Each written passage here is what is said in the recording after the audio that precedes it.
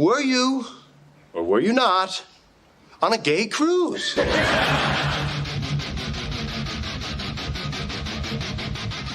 you're 120% dick pic. Everybody that age, they're sperminator. Yeah.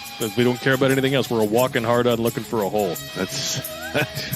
I have to say you're right on that one. Oh, my God. A stiff breeze comes through the room, and you return the favor.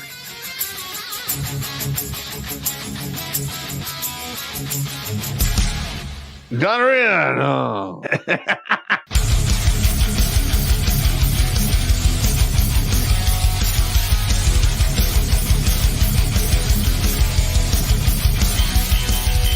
Somewhere on the outside of this building, there is a hole where squirrels come in.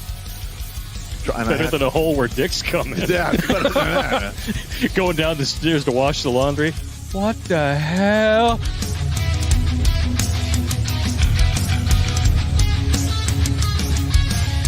Shh. Pizza. Stop! Stop it now! I order you to stop! I'm still touching myself.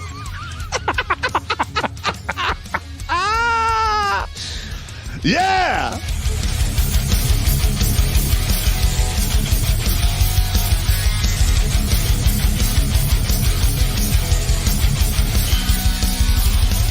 All young bitches want to do is pop pills, smoke weed, get drunk, lay around, suck dick, eat hot Cheetos, charge they phone, get a sew and weave, twerk, be bisexual, eat McDonald's, wash they pussy in the sink, lie, take selfies, and talk shit through Wi-Fi because they phone never on.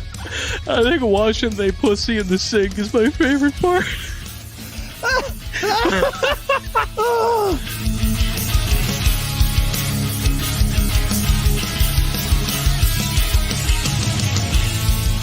The Vietnamese trade in dongs.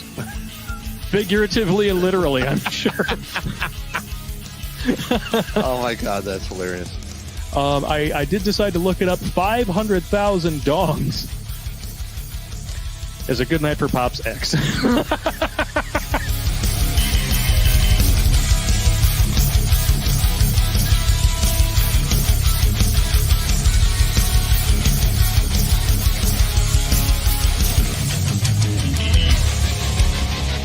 Like most women, he's an emotional thinker. Good God. I mean, that's part of the problem we're having now in our society is we have a bunch of emotional thinkers that want the world to, to fall in line with their emotions. That's not... look, reality doesn't give a shit about emotions. It's my lived truth. Fuck your lived truth. No, it's not. It's your perspective. Kiss my ass.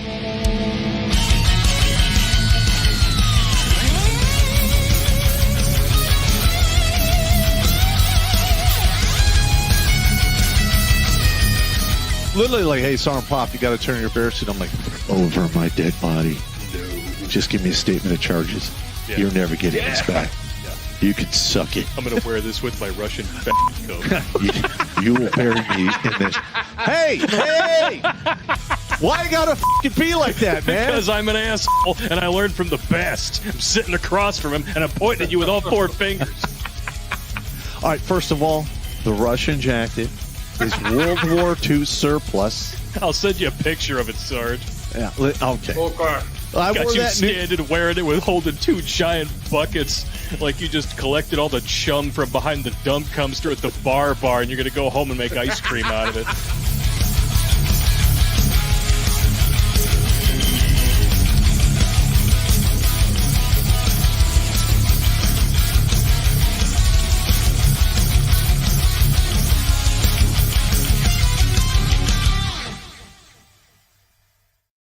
What's up, savages? Terrence Pop here with another episode that is actually live from the lair. And today we're going to be going over VPPP, which stands for Vice President Penis Pics. Because let's face it, the VP that Harris picked is a walking pussy penis. It's a conundrum. He's the sergeant major who never was, the soldier who never went to war, the career National Guard guy who quit when times got tough and left his men hanging. Now, let's be honest here. There's been many times in our history where the VP became the president and caused all kinds of mayhem and issues. Let's hope that doesn't happen here. But I'm going to be honest, with the powers that be, I think there's going to be a lot of monkey rigging going on in the next installation of the next dictator-in-chief. And it's going to be on from there. Now we got Battle Dwarf in the house, and we got Jimmy, the evil button-pushing monkey. Ha ha! What's going on, everybody? And, well, we're just going to go ahead and rip the Band-Aid off here right now. NetGuy1975 says, fuck it! Give everybody a Hillary! Stop! Don't touch me there! This is my no-no square! Stop! I'd like a little more warning before you do that. Yes, please. I have to prepare. Where's the fun in that? Where's the fun in that, man? Yeah, look. And Holy ass balls. We're going to go through some past vice president picks and talk about a lot of that stuff. Because the politics behind it, it's the same. The names change, the dates are different, but it's the same bullshit in the background. And we need to talk about this because, in my opinion, this particular VP was picked because he's an evil white guy, and he has very progressive policies. I just saw there's all kinds of stuff I reposted about him, about his band of thugs walking down the street with paintball guns, shooting people who were outside their house during the curfew. So if he were to become the president, that could be the military and it could be real guns. Just saying. Yeah, that would not be fun. No. I'd prefer that not to happen, frankly. Yes. I'm a big fan of that not happening. If Pop and I seem a little stumbly tonight, it isn't because we're drinking. Well, Pop is. But because this particular topic and this particular guy got us, as we were going through the material, well, frankly, really pissed off. Oh, yeah. And there were a lot of words said that were not on camera, that won't be on camera, which would probably be fun for you to have on camera, but they're not going to get said here right now because we were mad. Well, first of all, I retired as a first sergeant. I was never, ever going to get promoted to sergeant major because I fell on my sword to keep my guys from getting killed in Iraq. And I accept it, and I would do it again today. Wasn't it the sergeant major of the Army? Sergeant Major Preston, when I shook his hand at the 100-year Army Reserve re-enlistment ceremony, he says, "I remember you, and you will never get promoted to sergeant major." And he was right. And I'm fine with it. Yeah, that's ballsy of him to do that. Who cares? That's fine. Whatever. If I ever see him on a golf course, I'll probably punch him in the mouth. Yeah. What are you going to do? What are you going to do? So for the office of the vice presidents, usually nobody really pays attention to it unless you've got a particular knucklehead in there. Dan Quayle was actually pretty well spoken, but he is probably remembered as one of the most doltish vice presidents we've ever had. And as it turns out, George W. Bush Sr. was one of our first verifiable deep state presidents. Yes. With his 1,000 points of light and New World Order speeches. So I think personally, and I thought this back in the day, that he put Dan Quayle in there so that nobody would shoot him. You think so? It is my personal belief. I have nothing to base this on at all, but I think Bush put Quayle in the VP spot so that he didn't get assassinated because... So he was bullet repellent? Yes, he was bullet repellent. Well, it makes sense to me, I guess. It's a personal belief. I have nothing to back this up. It's just this gut feeling. Well, I trust gut feelings. I'm still alive, and many of my men are still alive because I was like, you know what? Gut feelings. Let's not do that. I'm not going over there. That way's bad. Let's go this. That way's bad. That's exactly what happened. Yeah. No, we're gonna hold. I've seen that before. I wasn't the guy that it happened to, but we were out on a patrol one day, and the point man goes.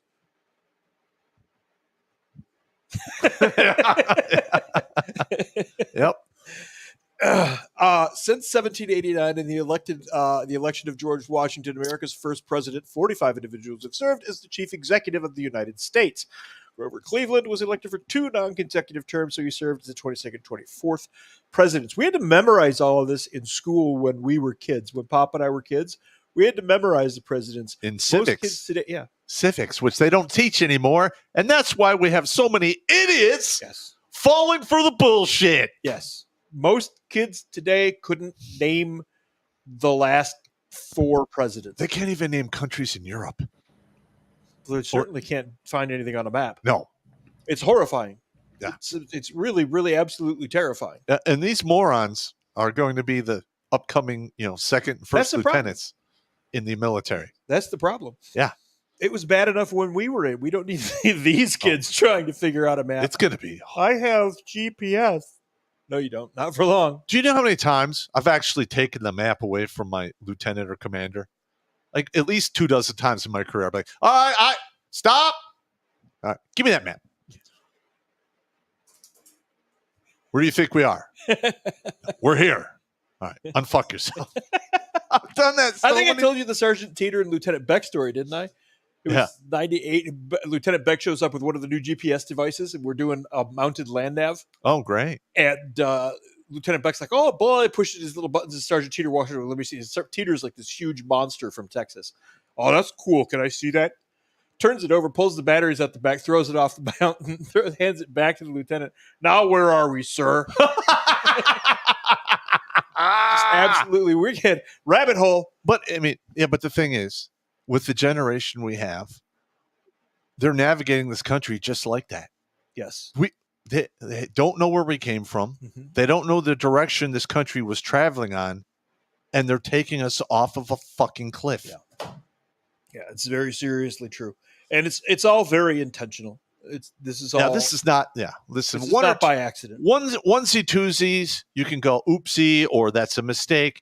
This is one after the other for like the past 20 goddamn years. Yeah. Once is a pattern, twice is a coincidence. Or I've got that upside down. Once is a coincidence. Once is a coincidence, twice is a pattern. Or more. Yeah. The unamended Constitution mandated that the president would serve for 4 years. Originally, it did not state if there was to be a limited number of terms to which they could be elected. However, President Washington set the precedent of only serving 2 terms, which was followed until November 5th, 1940, when Franklin Roosevelt, World War II, I wonder why he served 3 terms, was elected to a 3rd term. He would go on to win a 4th before dying in office.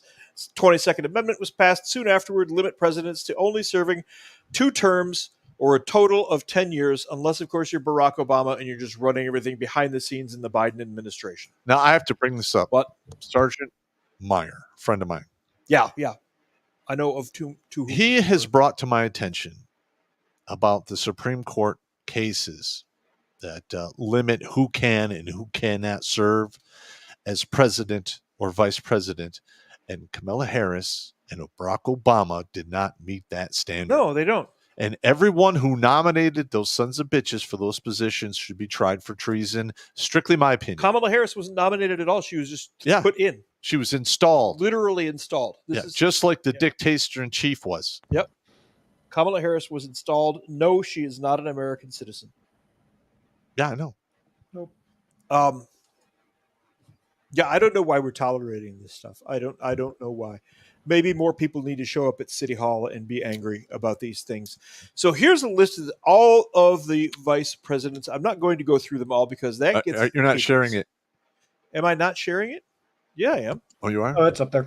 Okay. All right. It's right there. Sorry. I'm sorry. Second guessing you. I'm not sharing it with you. All right. Fair enough. Put your glasses on, Pop.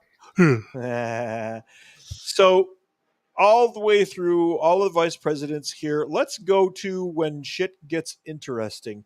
Woodrow Wilson, the founding of the my brain won't say it now. Basically, the first moves in taking us off of the gold standard, getting us into World War II, 325,000 Americans dead in World War I, rather. Wasn't William McKinley assassinated? I believe William McKinley was, in fact, assassinated. And then we had Woodrow Theodore Roosevelt was the next president. Yep. Then Taft, then Wilson, who was president of World War I. That's when the Fed was created. That's what I was trying to think of, the Federal Reserve. Yep. That's when the Fed was created, and income tax and all of those other things there. That's when it started to get interesting. I need to look into who Thomas R. Marshall was. We all know that Calvin Coolidge would go on to become president, but I started noticing a little bit of a pattern after 1913 where vice presidents often found themselves in the presidency. Correct. Unless they fell from favor somehow. Franklin Delano Roosevelt, the president during the years before World War II, and up into the war itself, had 3 vice presidents: Garner, Henry Wallace, and Harry Truman. Harry Truman, of course, became the next president in 1945. And let's be honest, right Truman, at the end of the war. Truman did not do that bad of a job, in my opinion. He did, in my opinion, I believe he acted with a fair degree of mercy. Now, granted, he dropped 2 nuclear bombs on Japan. I was about to say, but let's be honest. Kind of, if we did it, but the thing is, if we did a full invasion, we would have lost about 1 million of our people wounded, and probably 200,000 killed. And in Japan would have suffered way more people. We had already obliterated their navy. Why did we just float off their coast and let nothing in? Correct. That's what I would have done. I would have dropped all 6 nuclear warheads on them, and then barricaded them for a decade. But that's just me. That's okay. That's fair. I'm a savage bastard when it comes to doing war.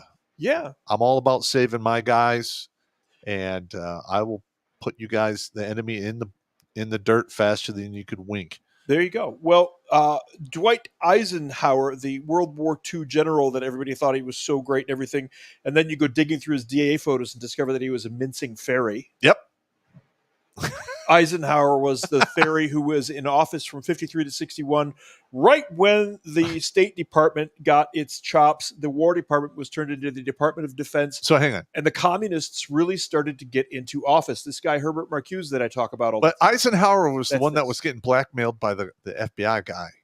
That's entirely possible. Yes. Well, he was using his butt tube incorrectly. Yeah. And back then, that was a big no, That was a big no, Yeah. In that time. Anyway, mincing fairy. Sorry. Lyndon Baines Johnson, LBJ, was famous for saying, "I'll have those niggers voting Democrat for the next 100 years." All right. Now, hang on. Actual LBJ quote, YouTube. Don't ding us for something a man actually said. All right. Let's not use the hard R word again. That's okay. For the rest of the show. Fair. Gotcha. That's fair. I will point out that it is an actual verified LBJ quote. Now, let's be honest. I am going to use that word one more time, hypothetically, in my life. And the person that I say it to shortly thereafter will blow his last breath in my face. Hypothetically. Story. Pop coming out with his own proverbial penis pop slap. Nice. Yeah. Anyway, LBJ really said that. That is a true story. That is verifiable. So I thought people should know that about the Democrat Party. Well, first of all, the Democrat Party was famous for not allowing African Americans to serve in anything. And to be honest, I don't even think they actually had an African American in the Democrat Party actually serve in the federal government in any of, till what, the 1980s or something? I think it was the 1970s. 1970s? I believe it was. I believe it was 1992 that the first African American senator. Okay, 1992. Okay, we had black senators starting in the 1800s in the Republican Party. Yeah, but somehow the Republicans have been labeled the racists here in this country. It's just classic inversion. It's always been inversion. That's the way that it's always been. Then, of course, we get down around the really interesting time, 1969 to 1974, when you've got Nixon, who was forced to resign from office. As it turns out, the whole thing may not have been Nixon is as bad as he was made out to be, and Nixon was removed from office because he tried to uproot the deep state. There are tapes of him talking, saying things that if we say it on YouTube, we'll get dinged. Screw you, YouTube. Nobody likes you. Algorithm dancing will begin. Algorithm dancing will begin Now, by the way, how was the funeral? Where do we send cards? All right. First of all, let's be honest. I'm not happy anyone died. But I will say this. Karma is a straight up cold bitch. Karma will run right over your dogma Yes, absolutely. without any mercy. And I think that's what we saw. Yeah, I would agree. I would agree with that. Mhm. I would agree with that. Yep. And I would like to see more. But, I'm not going to force karma to do anything because Karma's I'll gonna get do bad what karma. Karma's going to do what it's going to do. But there are some people out there who have it coming. So how was the funeral? Let us know. Anyway, after Milhouse Nixon was removed from office for what appears to be a bunch of chicanery that was going the other way, Spiro T. Agnew was the vice president. I'm going to get to him in a minute because he was sort of interesting. But then Ford replaced Nixon, and his vice president was Nelson Rockefeller. Oh, shocker. All right. Now, first of all, That sounds to me like we're installing security this time so a Nixon can't happen. hang on.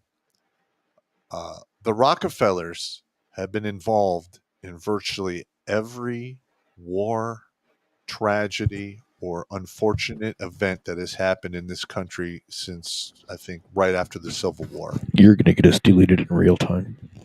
I'm just saying. There's something about that. Yeah. And It's let's be honest. A lot of these people are the ones responsible for shaking the jar.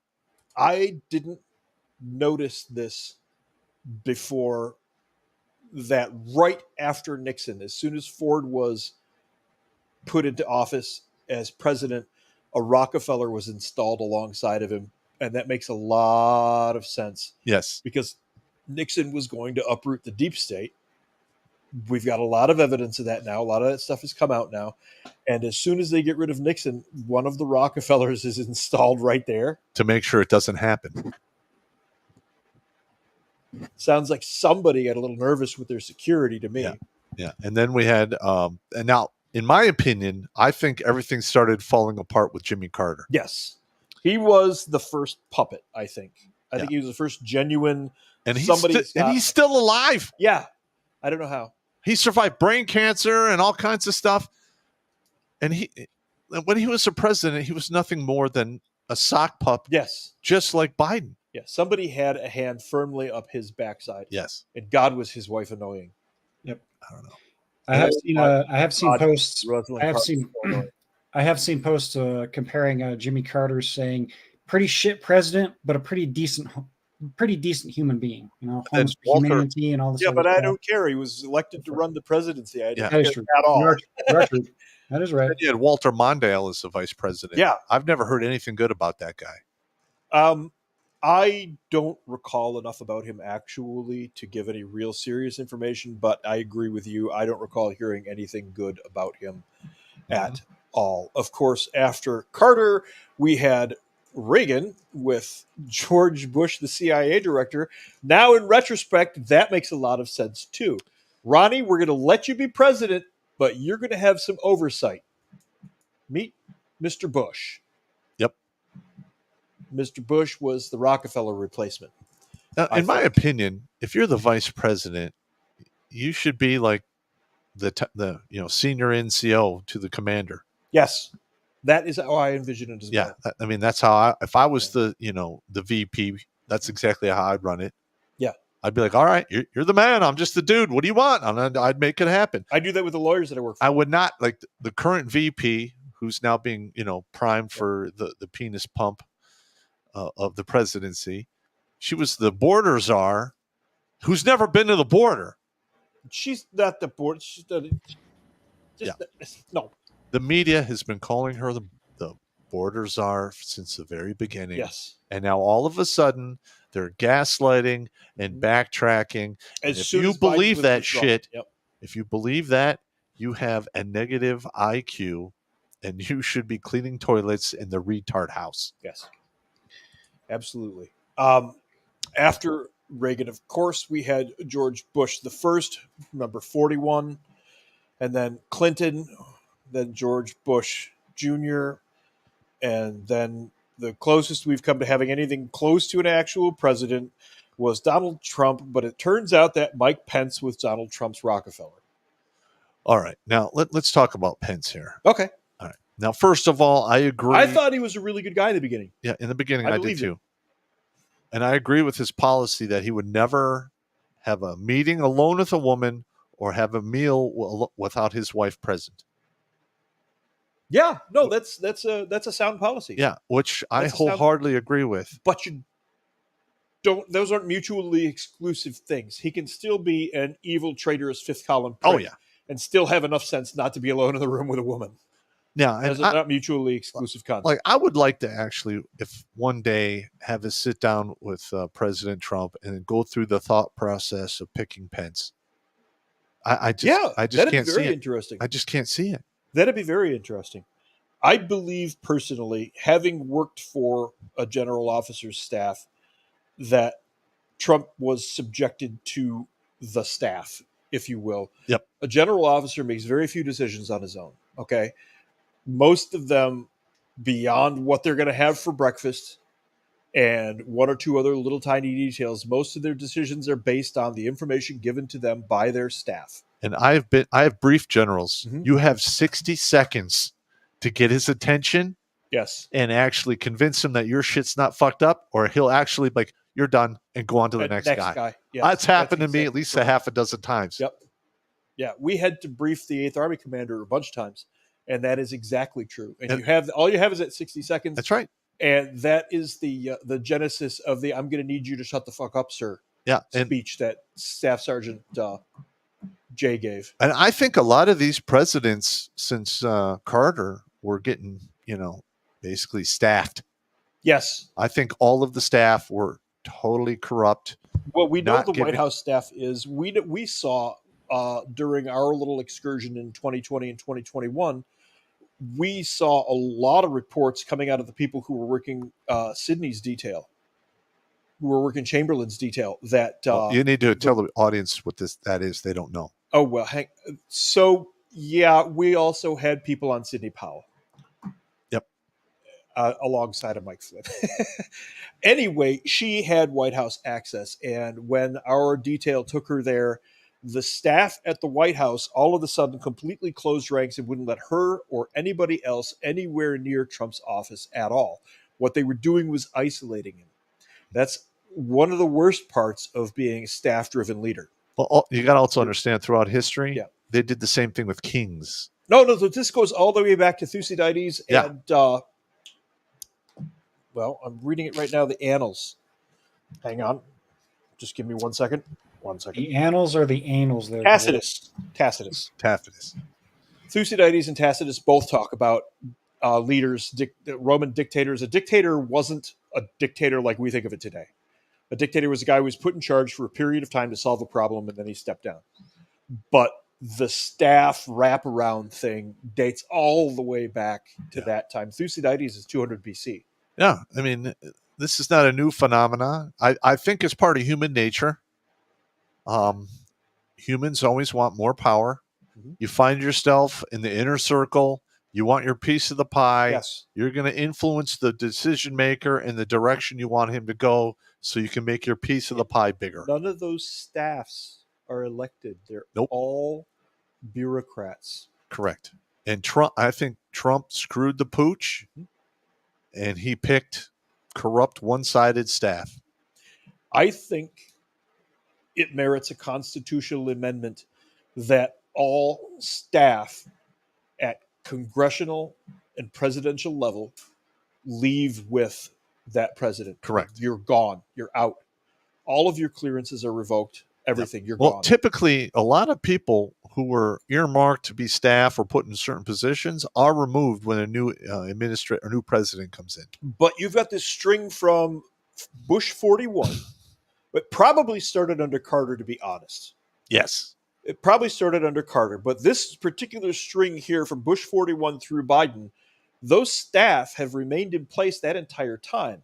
So Bush 41 probably removed any staff that Reagan had in there that were competent, replaced them with his own people, and then they've been there pretty much ever since, with rotations based on aging out and what have you. An illness. But and those what have- people with the replacements would be carefully selected as well. Yeah. So it's my opinion that all of the people at the top they need to get retired, removed, whatever verb or adjective you want to add to that, you can go ahead and do it. Yep. But we're getting to the point where we need to have a clean slate because the division in this country is getting to the point where it is going to turn into a violent row.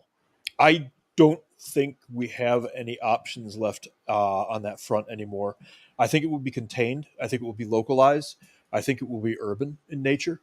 Wow. But I think we're definitely going to see Some craziness. some stupidity and freedom seeds. Yes. At Now, this point. and listen, let me tell you, once they break the economy, this is how it works. The coffers of the country will run dry, but don't you worry, they'll be fed. But the price will be high, and it'll be paid with blood and lead. Yeah. I wrote that. So, Did you? It's not Yeah. bad. not bad. Not bad. That'll do. That'll do, pig. That'll do. It's in my book, The Warrior's Way, Soldier Soul on Amazon. Read it. Oh, I read that when you first wrote the book, And it was all effed up. but my thinking meat doesn't work right anymore. So, No, welcome to the club. yeah. So there's the vice presidents down through Biden. We have Kamala Harris, of course. Let's see over here. We will go through the United States Senate roster. I had a list of those who died in office. There were several who died in office, vice presidents. That happens more than happens with presidents for whatever reason. The one interesting thing, where did it go here? The Whig Party. Who knows what the Whig Party is anymore? The Whig Party was done right before the Civil War. Yeah, something along those lines. Here we are. Let's do some fun here. How many vice presidents have died in office? 7 vice presidents have died in office. George Clinton, who served under James Madison and was a fantastic musician. Oh, that's the wrong George Clinton, isn't it? Didn't one of them get killed in a duel? Yes. Elbridge Gerry served under Madison. William Rufus Devane King served under Franklin Pierce. Henry Wilson served under U.S. Grant. Thomas Hendricks served under Grover Cleveland. Garrett Hobart served under McKinley. James Sherman served under William Howard Taft. That's a lot of vice presidents who just fell over fucking dead, Well, I mean, relatively speaking. in the 1800s, people got TB. Yeah, but here's what I'm saying. We've had 47 presidents, right? Yes. 46. So we have 46 or Technically, 47. something like that. Something like that, right? Yeah. 8 died. Wow, that's a high percentage. That's a high percentage of vice presidents. That's So- an unusually high percentage. So That's hypothetically, 20%. speaking, perhaps a 30-pound brain cabal Mhm. decided that individuals were unfit to be in the chair, and maybe they arranged a meat suit turn-in, Yeah. Yes. minus the A duel. long drive to the desert Yeah. with a shovel. Minus the duel. The guy who got Minus killed the in a duel. I have to look That's that one just you just died of dumbassery. up. You did. You died. You died of stupid. But listen, I think we should bring back dueling. That's just me. You have a much politer society. Oh yeah. Like somebody talks some crap to you on Facebook, you contact the administrator of national dueling. The dueling office in their county. Yeah, and then they contact him. Mhm. They set it up, Yeah. and you can sell like rights on TV. Sure, You can yeah. make your own rules, like I like that. first blood, death, Yeah. whatever. There's some reality TV for you in Yeah. dueling series. 8 rounds in the octagon or 8 paces with pistols. Or swords. At No, dawn. we'll start it out at 20 paces with pistols. We'll start there. We'll do it. We'll do it the old school style with the smooth bore muzzle pistols. But what you will end up happening is you will get pros in there Yes, that have learned how to game the system. there's always that So, guy. there will always be that guy. There will have to be controls. But are we really setting up a dueling league? I would love to. We should do a comedy video on that. That would be absolute hilarious. I think we should set up an actual dueling league with paintball pistols. Yeah. I'll bet you people would do that. I bet you they That'd be would. fun.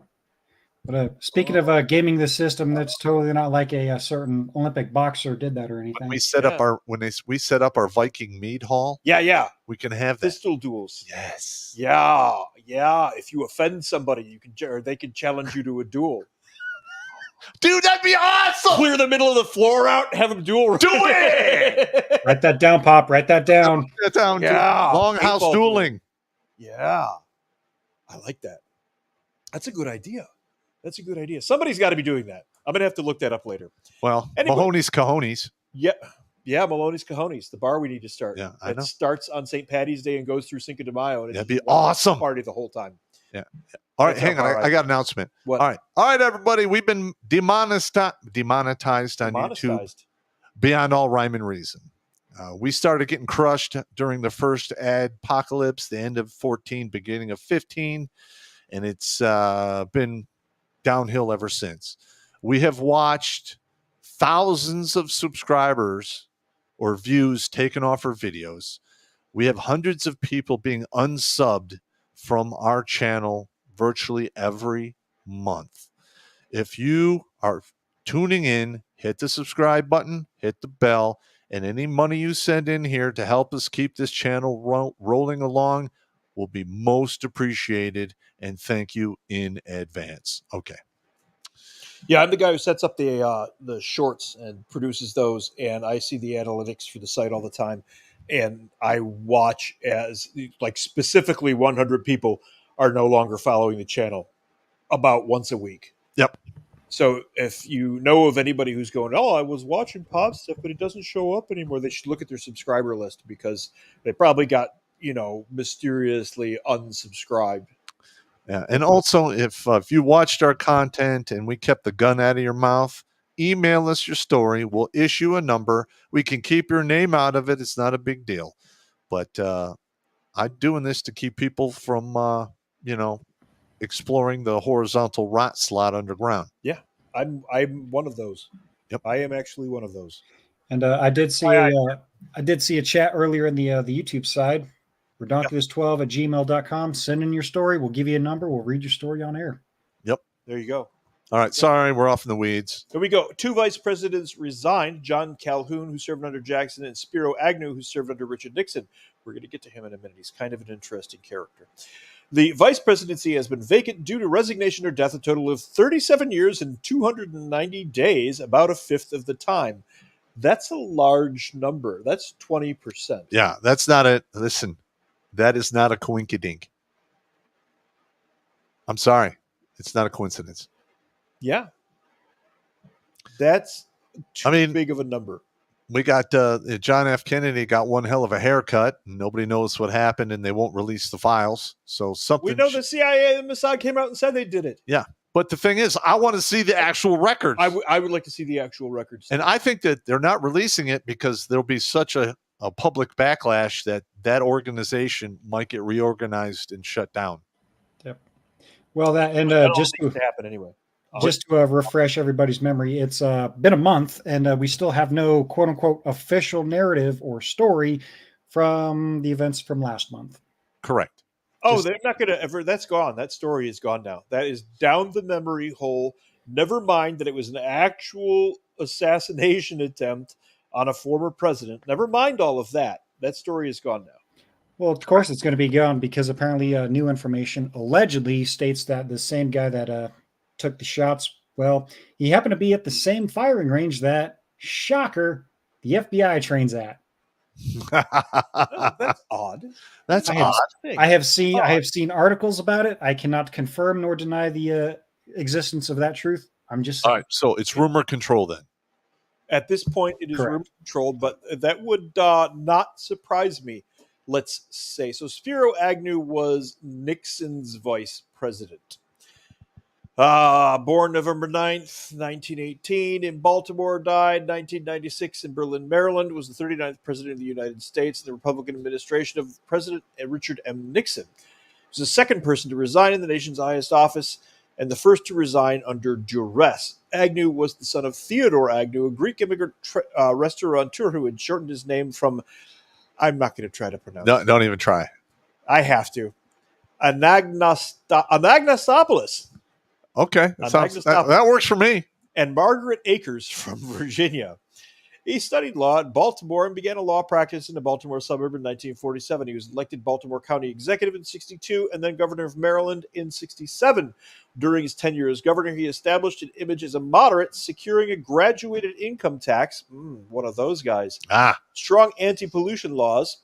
Look at that's the entire freaking Bolshevik agenda, pretty much. The first open housing law south of the Mason-Dixon line and repealed the state's 306-year-old anti-miscegenation law. This guy's a Bolshevik.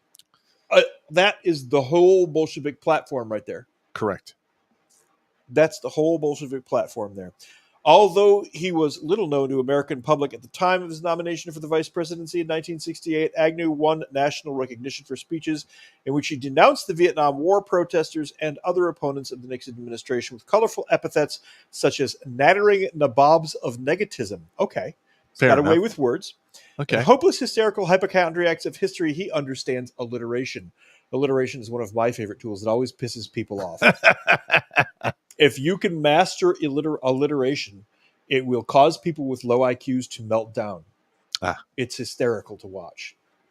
I'm a grunt. I don't understand those big college That's words. fine. It's stringing the same consonant together in a series of words in such a fashion that it short circuits the brain. Okay. I usually combine 2 or 3 words. That's how I do it. I am aware. Like shimp, Right? she, him person. I know you like to reduce things to one syllable a lot too. What are you going to do? He lived with me for a year, and there'd be like whole days where we'd be like, Bah! Fire. food. Actual conversations. No, these things really happen. Yes. We would sit and stare at the fire in the living room With beers. with beers and just sit there and stare at the fucking fire. And nobody would say anything. Nobody would move. Staring at the fire. And a time would be reached that wasn't like an appointed or actual official time. And we'd just go, and everybody just go to bed. Yeah. That was that. The fire would be all the way burned down. Agnew's downfall began in the summer of 1973. Oh, wait, this part here. Agnew was despised by most Democrats and sometimes drew censure even from the Republicans, as he did for accusing Vice President Hubert Humphrey, the Democratic Party candidate for president in 1968, of being soft on communism.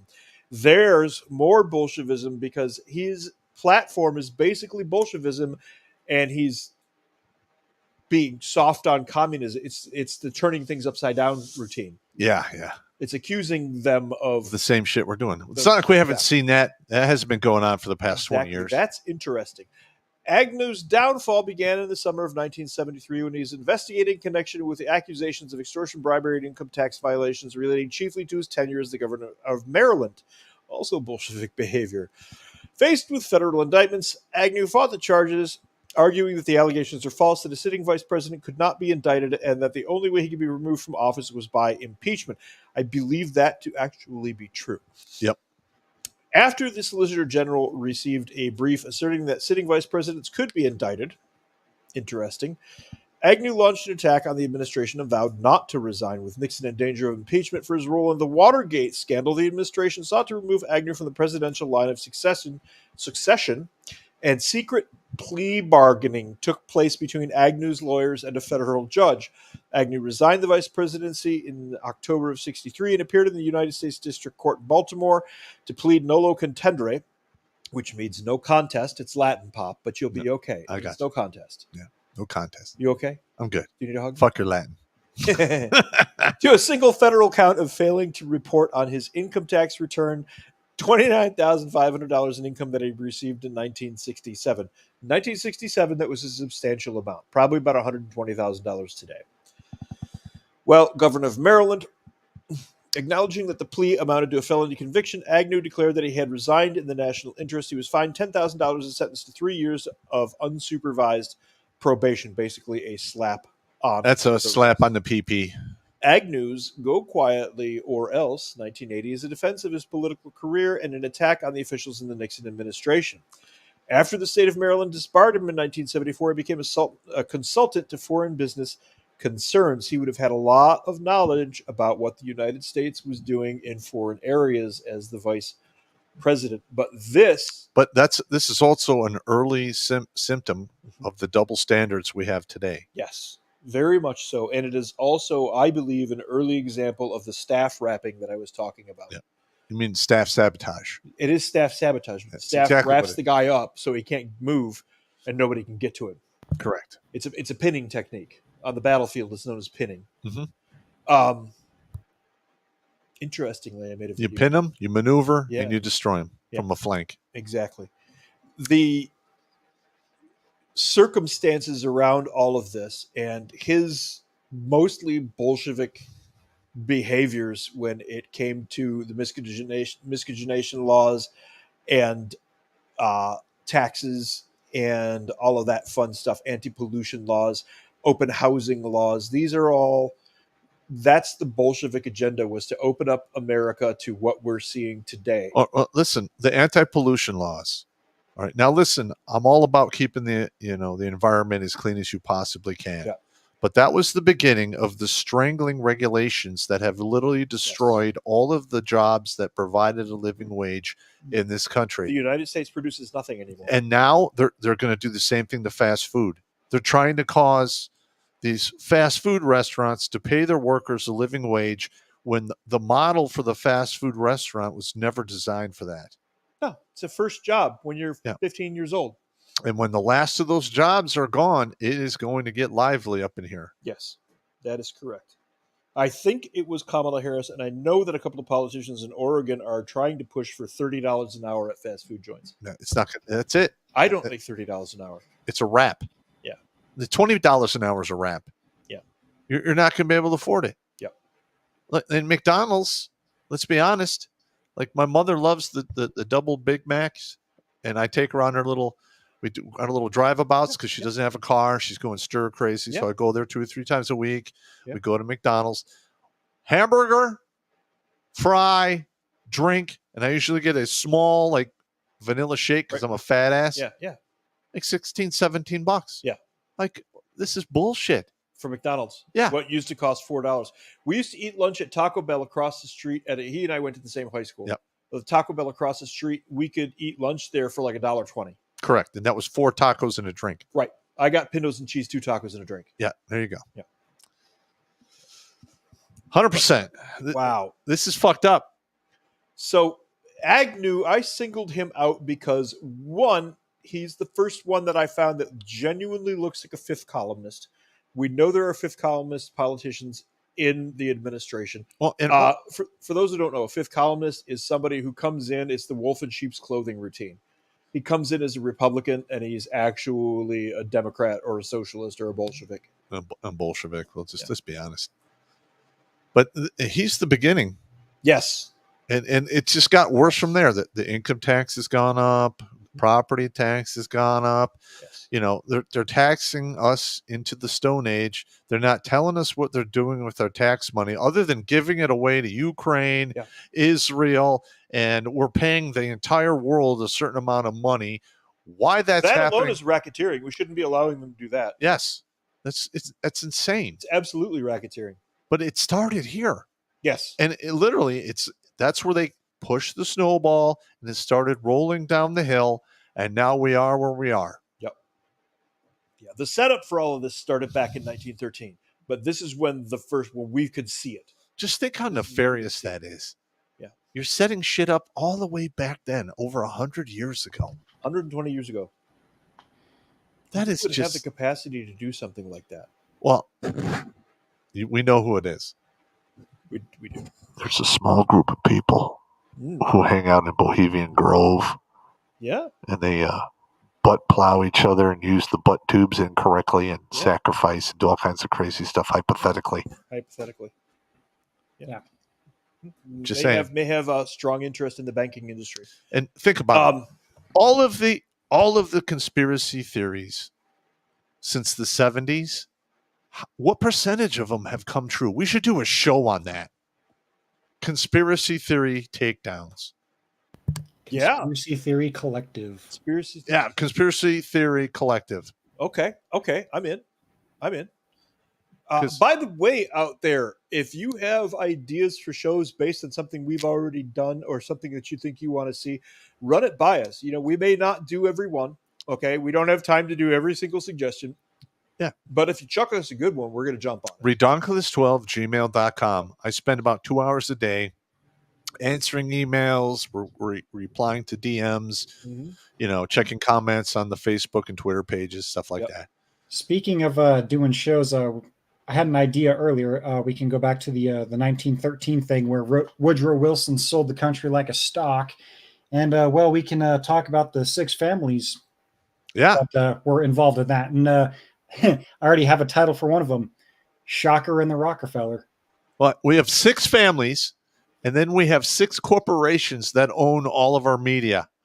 Now, I don't know what happened to my copy of it, but there's a book out there called Conquest Through Immigration that really covers that particular period very well. And if you go back and read the actual Balfour Declaration that gave Palestine to the Jews, it didn't, first of all. That was the Crown of England literally giving Palestine to Lord Rothschild. Yep. That was the Crown giving one guy Palestine. Yep. That he could do whatever he wanted with. And that's what's in the document. Yeah, and we got what we got now. And what we got is one heck of a shit show. Yeah. All right. Yeah. And if you have any doubts, there is Rothschild on camera saying his family created Israel. Yeah. Correct. Just saying. The Balfour Declaration, it's right there, and you can read the letters that go along with it. I'll get that book. I'm going to be honest here. Okay. Go ahead. Listen. If you want to live in the Holy Land, fine. Do it. But you should be able to hold it and defend it yourself. I'm sick and tired of our tax money year after year going to help defend and support Israel. A lot of people are. All right. I'm tired of it. I really am. A lot of people are. And I'm sick. And I'm not taking the Palestinian side. The hell with those guys, too. There's a reason why they still live in that little portion in the Middle East and haven't migrated to other countries, because they're, in my opinion, from what they've been doing, they're savages.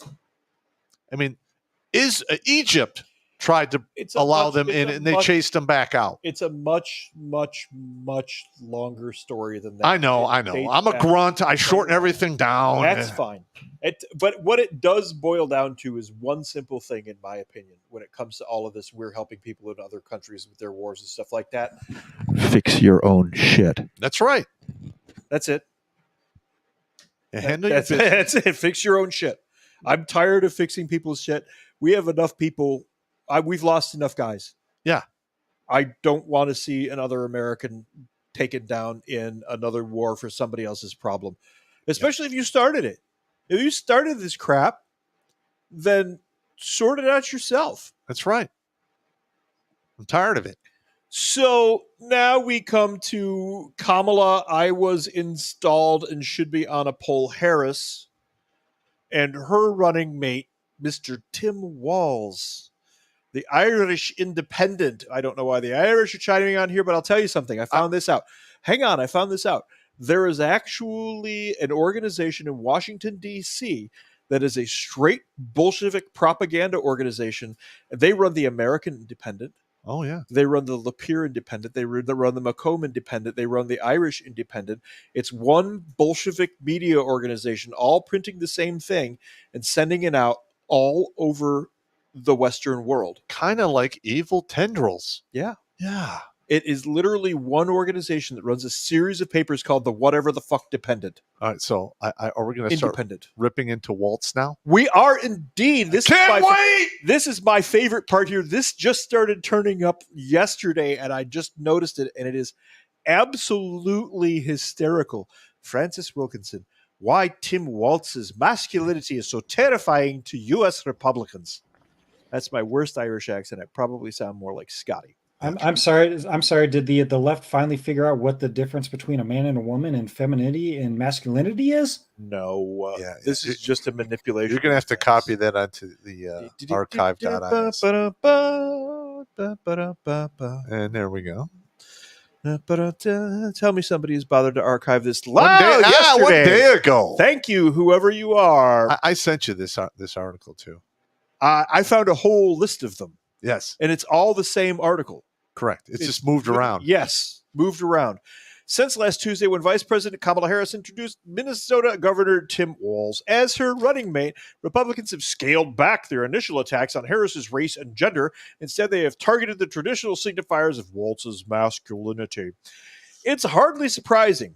Any liberal Democrat whose CV includes resume you've see, I hate that CV thing. That's a European thing. What is CV? Curriculum vitae.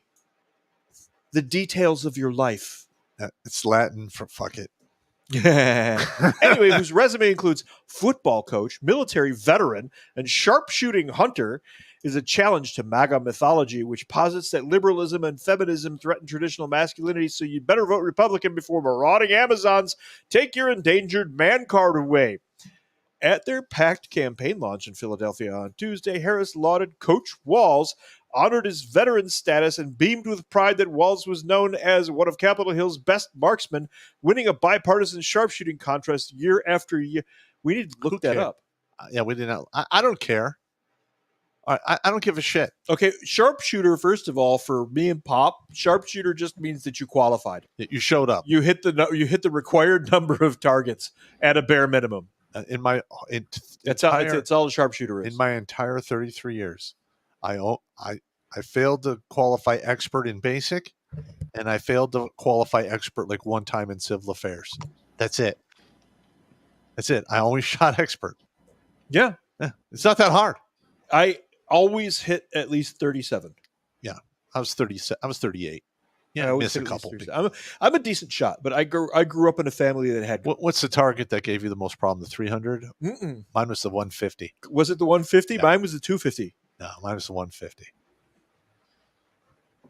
Interesting. It's the weird. 150? That is weird. It's weird. I know. That is weird. Well, because the 223 round is at its apex at 150. Oh. So you zero at 25, it's pretty much Yeah. on. At 250 and 300, you're pretty much on. 8/3 in one click. Yep. It happens. Yeah. Nobody's there perfect. You go. At their packed campaign launch in Philadelphia on Tuesday, That's Harris bullshit. lauded Coach Walz. Yeah, exactly. These traditionally manly traits are threatening enough on their own, but if such a marksman, state title winning football coach, and regular guy can happily play second fiddle to a black woman running for president, she's not black. She's not. She's sorry. Indian. She's not. She's Indian. Yep. Then what does it say about MAGA efforts to reverse engineer the 21st century?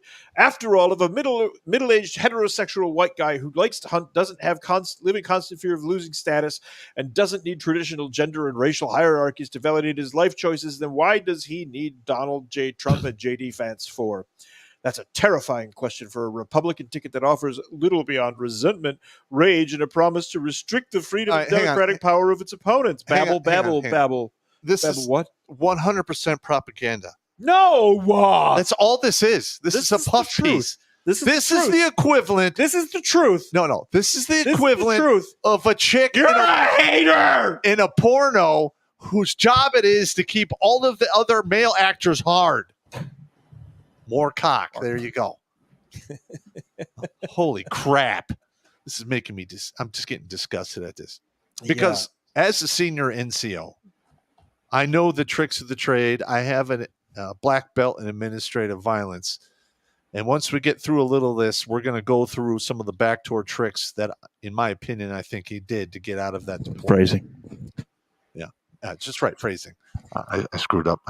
Jimmy, I believe I need a homo suspicion point. Backdoor tricks. Do we need to assess one? Backdoor tricks. Yeah, serve it up. I screwed up. Assessed. You are fined 1 homo suspicion point for violation of the Man Code Morality Statute. I screwed up. I walked right into that one. Yeah, you really did walk into that. I did. Okay, so wait a minute. That's a terrifying question for a Republican ticket that offers little beyond resentment, rage, and a promise to restrict the freedom and democratic power of its opponents. It explains why Vance immediately began smearing Waltz's military record, claiming, without evidence, of course, that Waltz abandoned his unit when he ran for Congress before the unit deployed to Iraq. Waltz's shooting prowess presents a similar problem.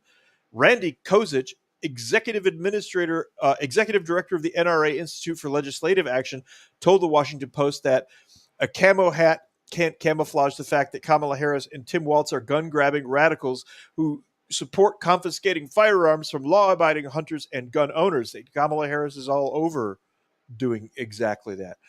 Kozik's gun-grabbing claim is ridiculous, given that Walz grabs his own gun to go hunting, but Walz supports popular gun regulations the NRA opposes, and he does so as a hunter in a camouflage hat. How meaningful. How erudite. That NRA, like Vance, has no answer to that because its success depends on making people look like Waltz afraid of people who don't.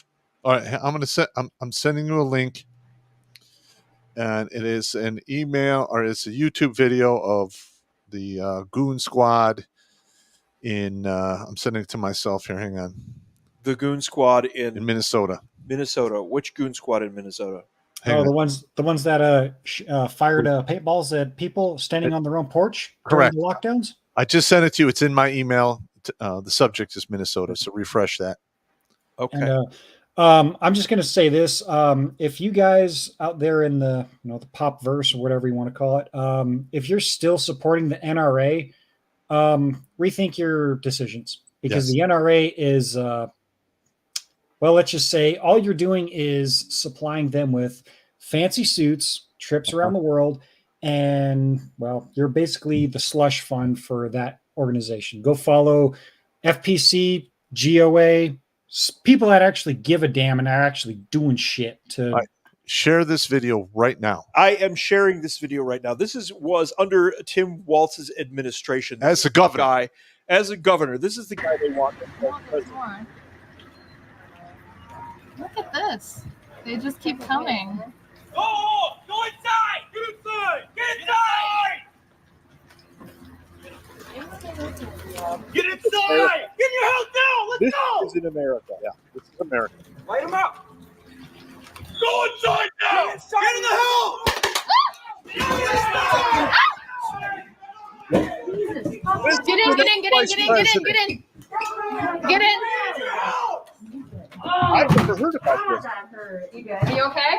Right on the fucking crotch. Are you okay? You got hit? I'm good. They're fucked for that, dude. What? Okay. Yeah. America. This is a military action. That's a military vehicle. That is coming to this country. It's here.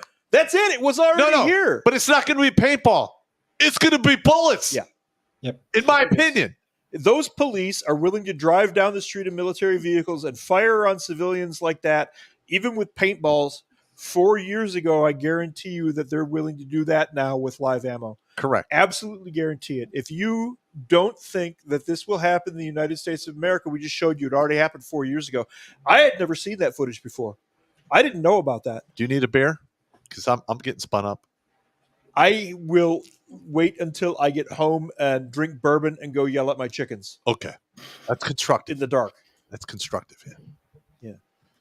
But the reason we're pulling this up is that's what the Democrats want for this country, and they're giving you a huge snow job or gaslighting you to thinking the complete opposite. They've been doing this so long. This is not a new trick. This is Tim Walz, too. This is the guy they want as the vice president. Yeah. You just saw the governor of Minnesota ordering troops to fire on citizens, even if it's a paintball gun. They raised the barrel of a weapon with a trigger with ammo in it and fired on American citizens. On their own porch. Light them up. On their own porch. Yep.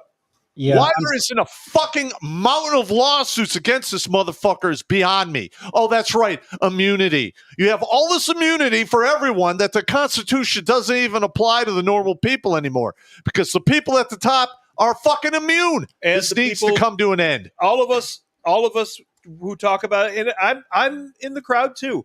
Our Second Amendment rights and everything like that. Somebody should have started shooting back at that point. Hypothetically. This was 4 years ago. Yeah, okay. So I'm armchair quarterbacking 4 years later. Okay. Okay. But if somebody starts firing on my family like that, I don't know it's paintballs. I don't know it's paintballs until I stop and see the paintballs. You raise that barrel like that, the cop raises that barrel like that, if you've got a weapon, you should defend your family immediately. Yep. You absolutely should. You don't know if that's a paintball gun until the paintballs start coming. Mm-hmm. Because when the bullets start coming, it's too late. Yeah, and second that barrel leaves the ground. And you're not going to see this on mainstream media. No. You're not going to see it on mainstream media because our mainstream media is owned by 6 companies. Yep. There you go. Yep. That is why I know a lot of guys are out there like, oh, I don't want to deal with Twitter and whatnot. Twitter is still a free speech-ish platform. Yeah, you're right. Ish. There's still a lot of algorithms that are still playing in the background that were there from the first idiot. Yeah. They haven't actually worked it out yet. Or perhaps, Elon is up for a little censorship. I don't know. As long as it's not calling for, active violences or anything like that we preach here, we don't want none of that to happen. No, it is up on X. Listen, or Twitter, whatever the fuck you want to call it. My opinion of Elon Musk, and I put it on Twitter like before the show started. We were talking about this when we were eating. Yeah. Yeah. He's in D&D terms, he's chaotic neutral. Yes. Like you cannot predict what he's going to do at all. Yeah. And there's nothing wrong with that. It's surprising.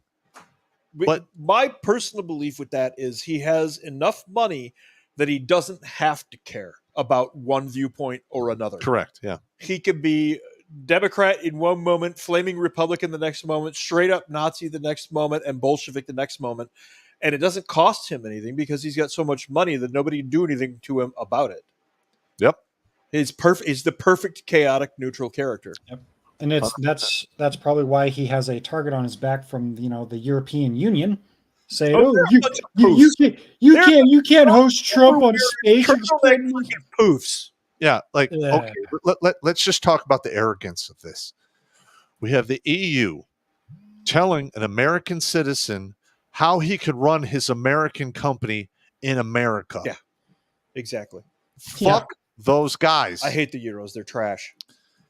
That, and we had the UK Prime Minister or whoever the fuck it was saying, "Oh, we're going to extradite Americans. And we're going to arrest them." I made a Twitter account just to assault those guys. I made a Twitter account just to go insult them and laugh at them. That is the most ridiculous thing I've ever heard in my life. And the open tyranny now. I want to be specific. I want to take a step back from I hate the Euros. I hate the EU Euros, and you know exactly who I'm talking about. The soft loafer wearing turtleneck fairies in Brussels and Davos. The ones that are the European people. I'm fine with them. Okay, I got an uncle. Well, he's passed now, but he was Austrian. He taught me how to play chess. He was a great guy. Yeah. I don't have any beef with the people. It's the government. Yeah. And it's the same here in America. We're not like that at all. Everybody says, "Oh, America!" Blah. It's our government, dude. Yeah, our government it straight up is. And listen, historically speaking, every government, if it exists long enough, will go off the rails at some point. They're all going off the rails at the same time, though, and on the same page, which means it's coming from somewhere like Davos or Brussels or Washington. EU. Yeah, that's Brussels. Yeah. EU is Brussels. Or WEF, I'm sorry. WEF is Davos. Yeah, there you go. Yeah. There you have it. There you go. You have it oriented your map. Yep. Tim Waltz's normal dad energy is causing MAGA to come unglued. This is Salon, who is reliably lunatic. So this one might even be funny. Yeah, let's not read the whole thing. I'm not going to. But, I mean, Tampon Tim. Yeah. Dubbing Waltz, Tampon Tim appears to have been kicked off by popular right-wing troll Philip Buchanan, who goes by the Twitter handle Cat Turd. Cat Turd's actually pretty funny. As documented by Media Matters, the slur took off rapidly across the MAGA internet, using photoshopping with users photoshopping pictures of Waltz surrounded by tampons. Within an hour, it had informally been picked up by the Trump campaign, with longtime Trump aide and speechwriter Stephen Miller amplifying the nickname. It all appeared to be erased to prove that MAGA is full of weirdos with deep psychological issues. They love to use the word weird right now. They're trying to rebrand the whole thing as weird because the momentum is picking up. The pendulum has swung. It's swinging. The left's pendulum has swung all the way to the left, and it is now swinging back the other way. Yep. And they're terrified. Now they have to use words like weird to make it look, weird. Yeah. They should be terrified. Mm-hmm. Because I'm going to be honest, man, with all of that COVID lockdown bullshit and all the people ran out of business and all the people who are dying still from the effects of that bullshit and the companies got off the hook for liability. Yep. That's just part of the problem. It happened again today. We got one of my coworkers claims to have gotten COVID and is at home isolating. Another coworker comes into my office and goes to offer me one of the tests. And I just went, Can I add in a little side note here? What? Apparently, the alleged inventor of COVID, Mr. Anthony Fauci, that little keyboard, despite being poked and smoked, like 6 or 7 times, has caught in the coop for the 3rd time. Good. And listen, that's fine. Like the old CEO of YouTube, she died of lung cancer. And one thing that happens after you get the vax is it damages your immune system. And if you have cancer going on, it goes off the fucking rails. Yeah. I've got another rabbit hole we can go down real quick. There was a, quote unquote, plane accident. They don't know what all happened in Brazil. Those on Twitter might have seen this. There were, I believe, 8 cancer doctors on that airplane. And let's just say there was some research that just happened to be found out not too long ago that is almost guaranteed remission for cancer. So did those people have an argument with physics and test thermodynamics? Well, the plane did. We don't have a full official story of what happened, quote unquote. This like the doctor who went down in the plane in Hawaii and like only she was killed or something like that. Yeah. Remember that? Yeah. Yeah, that was an interesting video and article to read. Let's start the real fun. Yes, let's rip this this guy is the apart. part where we're going to get very angry. We do not apologize to our viewers in advance because we're pissed off and you're just going to have to deal with it. But smash the like button anyway. We promise. Please do. And I'll be sure to keep an eye on some buttons here in case the guys get too spun up and we have to cool things down. Would you please? We got one down vote on Rumble. That's good. Good downvote. Good. Bring it on. Tim Waltz's stolen valor fiasco just got worse. This is from the 7th. As Sarah wrote earlier this evening, Minnesota Governor Tim Waltz's military service record has been called into question after he was straight up busted for embellishing his record. The phrase stolen valor has been tossed around, especially since it was revealed that Waltz told Business Insider that he deployed to Iraq. In reality, he fled, abandoning his National Guard unit before it deployed to Iraq. Then Representative Tim Waltz, Democrat, Minnesota, on his military service in 2007 interview. I spent 24 years in the National Guard. Some of that full-time. I was an artilleryman. Fucking gun bunny. I deployed in support of Operation Enduring Freedom. Look, I love a good fire base, but gun bunnies are usually dumber than a box of fucking rocks. Now, I'm looking at the Tim Waltz challenge coin here. And it has the rank of Sergeant Major on it. His governor coin? Yeah. With a rank of Command Sergeant Major. Look, there's a wreath there. Yeah. Now, let's get something straight here. All right. Now, I was never promoted to E9 because I fell on my sword. It's a long story. If you guys want to know, email me. I'll tell you. All right. So to become a Sergeant Major, you got to go through the Sergeant Major Academy. You got to have a certain amount of time in service. You got to have a certain amount of time in service remaining. Now you have to kiss the right rings too. And you listen, you have to lick the right buttholes and, serve it and mouth hug the head bob the right poles.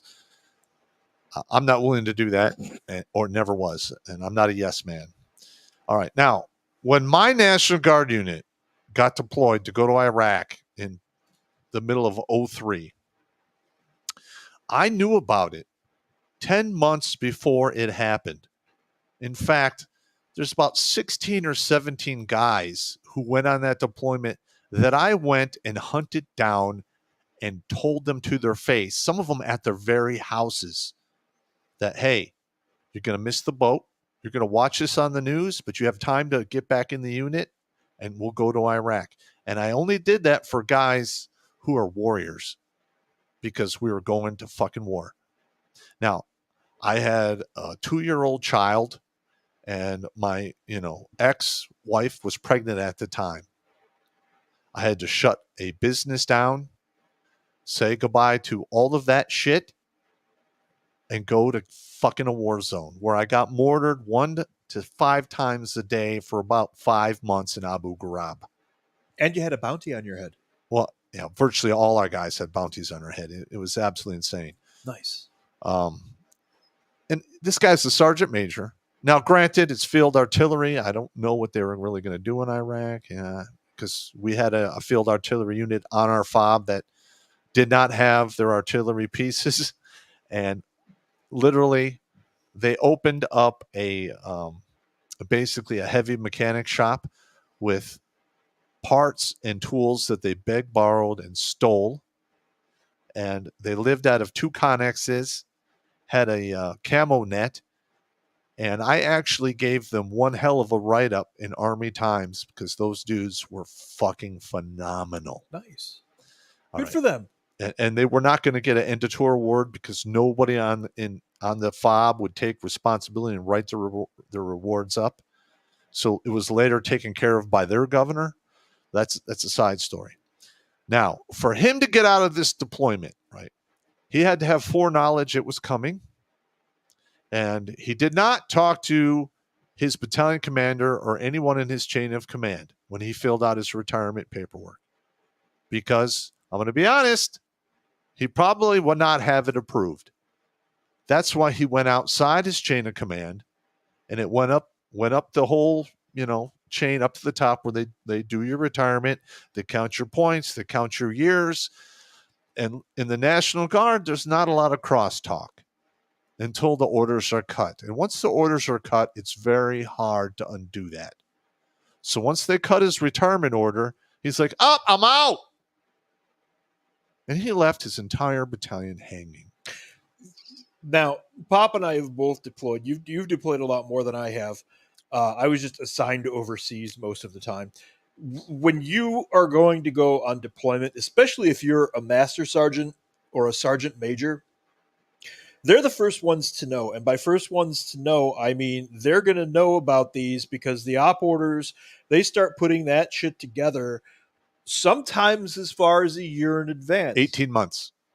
18? 18 months in advance. That's like at a division level. You get the warning order. Really? You getting warnos at 18 months? And if you're in a command sergeant major slot, you are going all the way up to the tag, sitting in with all the other units and all their sergeant majors and finding out, hey. For that stuff, I've never worked above a brigade level. Yeah. So that's how it is in the Guard world. Okay, so you're talking division level. The tag is like a 1-star, 2-star general for the state. That's division. Yeah. Okay, so division level. Okay. Down at the operational level, sometimes you don't start to see a warno until about 6 months out. Yeah. And sometimes if it's a stupid, hey, we need somebody right away, you get like a month. No, our sergeant major at the time was Sergeant Major Slee. Mm-hmm. And I don't like that guy at all. He's a yes man dick sucker, but that's a side note. But he had a big mouth, and he literally came to a unit and told our first sergeant at the time, hey, look, this is coming down the pipe. Act accordingly. That was 10 months before we got the order. 10 months. That's a lot of time to do build-up. Yeah. I'm like, oh, shit. Yeah. So I literally, it's coming. I'm not going to hide from it. Yep. I'm not that guy. I'm not that guy. Start writing mob X's. That's exactly what I did. Fuck a duck. Let's see here. But the thing is, this is a respect thing. All right. So they want him to be VP, meaning he is one heart attack away from becoming the president. Yeah. All right. And this guy ran away from his responsibilities, left his men hanging, and this guy's going to have the nuclear football and be in control of the entire U.S. military. He's a coward. I'm going to call him a coward right now. Tim Waltz, you're a fucking coward. Actions speak louder than words, and his actions point towards cowardice, in my opinion. Yep. All right. Now, listen. That 10 months when I was waiting to get deployed, it was a fucking creepy time because I had told everyone in my family, I'm like, look, I'm going to go to Iraq. It's coming down the pipe. And then everyone started distancing themselves and acting all weird because in case I got killed, they wouldn't be hurt or anything like that. The poor new guys in a unit that's about to deploy. Yeah. Nobody wants to know your damn name. Well, I didn't. I had new guys. I didn't treat them like that. You didn't treat them like that? No. That's not you're a good dude for that because I've seen new guys. Yeah. No. I literally, when I get a new guy, they always get the same speech. You know, I mean, literally, I hold up the roll call list. I go, see this? This is your name. You're on my list. That means you get 150%. I'm going to prepare you at 150% to go to war, and if need be, I'm going to go 150% to bring you fucking back. Yeah, that was the same speech I gave everyone. There you have it. There you have it. So, very cool fact about Tim Waltz, says Alyssa Farah Griffin, whoever she is. He's the highest ranking enlisted soldier ever to serve in Congress. Chuck Ross replies, that rank was revoked, and Waltz quit the National Guard in 2005 after learning he'd deployed to Iraq and falsely claimed that he carried guns in war. He served in the war zones of Nebraska, Italy, and Norway. As a Nebraskan, we do not claim Tim Walz. Now, hang on. That's fine. Just No, he him. would have been National Guard. Operationally, there are artillery He's areas. he's from Eastern Nebraska, and the Eastern Nebraska folks are pretty fucking weird. Okay. Yeah. Well, also, the unit he was supposed to deploy with did almost a 2-year deployment, which is unheard of. Usually it's a year. So he royally screwed his men over. Royally. And I actually put a couple links in here where that the sergeant major that took his place, fucking badmouths him. His battalion commander has nothing good to say about him. And these are the people in the know. Well, here's one of those guys, one of the links you sent me. Fellow veteran speaks out in Walz's misleading statements about his military record. As soon as the shots were fired in Iraq, he turned and ran the other way and hung his hat up and quick, says Tom Behrens. I know of a few guys, I don't know anybody personally, that when the shit hit the fan in 2004, we started really actively, our guys were in there with the first groups by December of 2001. Because we operate alongside of you guys. Yeah. So we had guys going in there already. You're Grunt adjacent. But the not those people, the intelligence guys who were close to retirement were dropping papers. Yep. Because they had made it all the way through the United States Army and all the way to the end, and now here's a war. And I kind of don't blame them, because it'd be kind of a thing to like do 20 years and then go get killed at the end of that. That's the name of the game. I know that's the name of the game. I know that's what I'm saying is I can process the mentality. Yes, I understand. I am not calling it right or wrong. I personally would like to believe that I wouldn't do that, and I didn't do that. Yeah, when I got medevaced from Iraq, I cried for 3 days because I wanted to stay. I've heard a lot of stories like that. Literally, I was heartbroken. I've heard a lot of stories like that. But I had stroke-like symptoms, and I was fucked up. Dude, you got blown up. Yeah, I know. You got blown up. But it still broke my heart. As soon as the shots were fired in Iraq, he turned and ran the other way and hung his hat up and quit, said Tom Behrens, a retired command sergeant major who replaced Tim Waltz on a deployment to Iraq. On his 150-year-old farm in Brewster, Tom Behrens hopes his tell it like it is style will finally get the attention he believes it deserves in Minnesota's race for governor. The public needs to know how pathetic his leadership was as a National Guardsman. Ooh, pathetic. Ooh, that's a harsh word. From a sergeant major. That's, from a fellow sergeant major, yeah. Yeah. Ooh. That's like when we were little back in the 70s when Grandpa called you pathetic or said, I'm disappointed. Heartbreaking. Oh, right. What? In the Army, when a good sergeant major says that to you, you're like, I'm a dirtbag. Yeah. Now, listen, I am the product of several sergeant majors that I encountered during my career. Some of you might know Sergeant Major Purdy, Sergeant Major Leon Guerrera from the 2nd Ranger Battalion. He became the regimental sergeant major. Sergeant Major Greenway, Sergeant Major Dietrich, and of course, I can't forget Sergeant Major Smith from the 12th Group Special Forces. That dude was on point.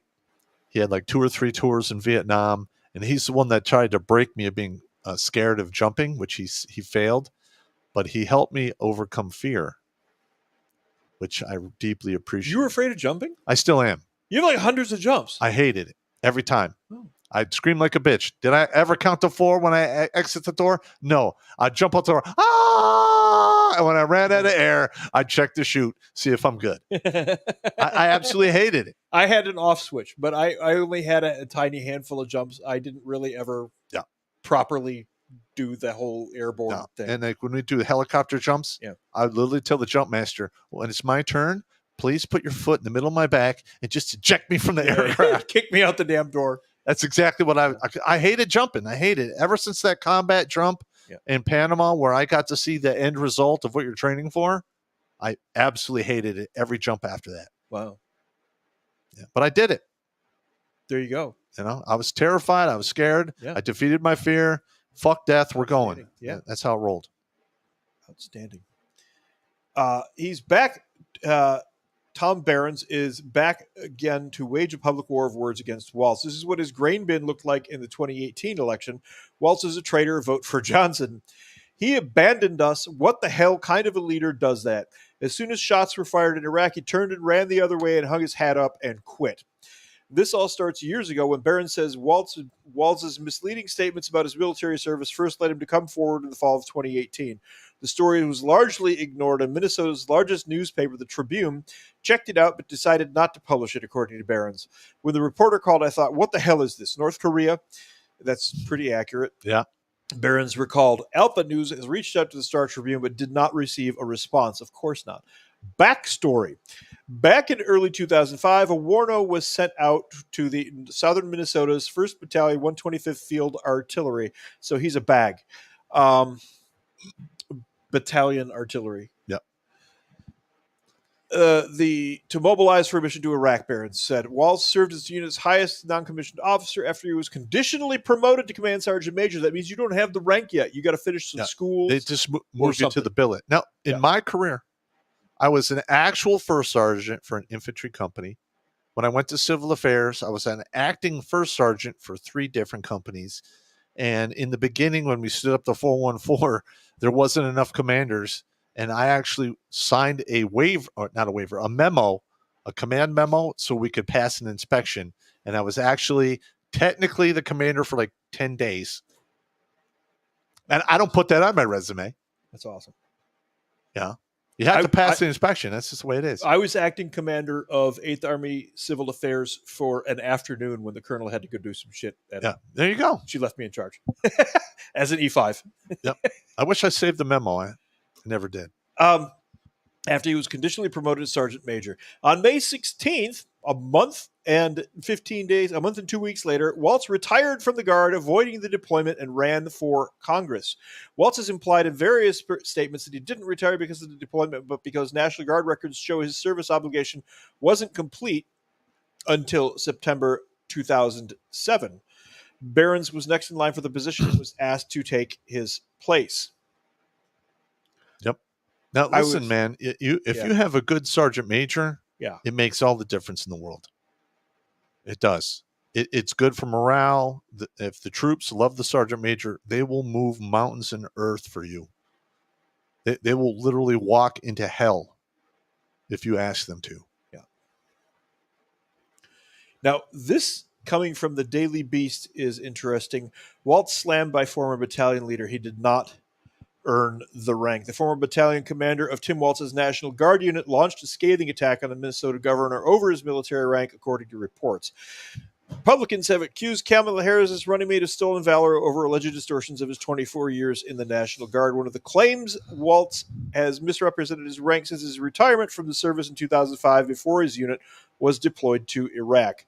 John Kolb, who became lieutenant colonel of Waltz's battalion a few months after Waltz's retirement, posted on Facebook, adding to these criticisms, according to the DailyMail.com, Kolb appeared to be reacting to Waltz's use of the rank of command sergeant major.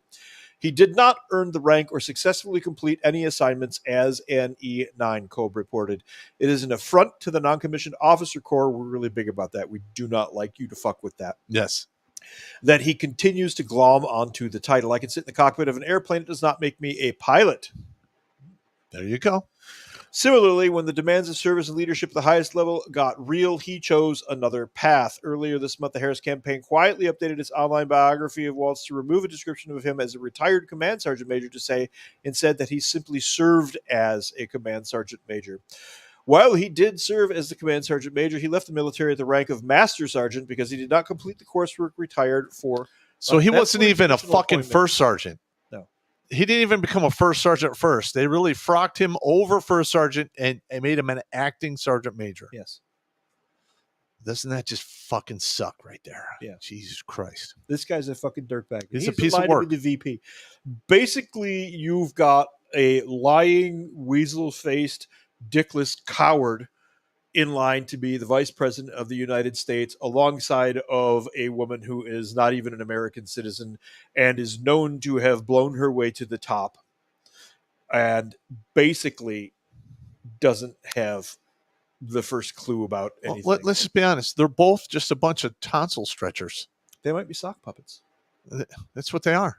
I mean, this type of sergeant major here, in my opinion, I've served with a lot of shitty sergeant majors, and the reason they got promoted up is they were nothing but yes men. Mm-hmm. All right, yes men get people killed. Yes. Yes men cause problems. They cause you to fail inspections, and then they blame it on somebody else. I watched people get kicked out of the fucking service because they were blamed for shit that wasn't even in their fucking lane, because senior NCOs above them didn't know what they were doing, were incompetent, or they straight up dropped the ball. Failed to investigate properly is one that I have seen a lot. Yes. Of they don't even try to investigate. They just take the word of whoever comes and says it. I've seen a lot of that. And that's a big reason why we're not making our recruitment goals for the military. Who want to be a part of this organization? The word is out. Cocksucker. The word is out. The Harris-Walz campaign has forcefully defended Walz's record of service in the face of GOP attacks. After 24 years of military service, Governor Walz retired in 2005 and ran for Congress, where he chaired Veterans Affairs and was a tireless advocate for our men and women in uniform. So, what? Yeah, it doesn't matter. BFD. That means nothing. You're still a coward. You weasel-faced little cocksucker. Yeah. And as Vice President of the United States, he will continue to be a relentless champion for our veterans and military families. That is a propaganda bullshit line. Uh-huh. In his post, which is widely shared online, including by the likes of Donald Trump Jr., Kolb reportedly wrote that he has no opinion of Mr. Walz's decision to leave service at the time he did, and it was his right to retire early. I'll grant him that. That's the one thing I'll grant him. I mean, you do 20. After 20, you can drop your package. Drop your papers. But the timing was fucked. Yeah. His dropping retirement paperwork. Okay, you got 24 years. You are legitimately entitled to drop papers. Your unit is about to deploy to war, and they need you, and you do this anyway. But here's the thing with the rank of sergeant major: you have to hold it for 3 years to retire, and then hold that rank. Otherwise, it goes away. I didn't know that. Yeah, you got to have 3 years time and grade. And listen, everyone watching this, jump on Google and do a search for Walz Challenge Coin. Oh, yeah, Governor Walz Challenge Coin. Yeah, and you will see there's a sergeant major rank on there. Command sergeant major. Yeah, command sergeant major. That's an important distinction. And listen, usually you go to master sergeant, then you get frocked to first sergeant. You do that for a couple years, then you get moved over to sergeant major. You do that for a year or two, and then they pick you to be a battalion sergeant major or higher, and that's where you get your wreath and become a command sergeant major.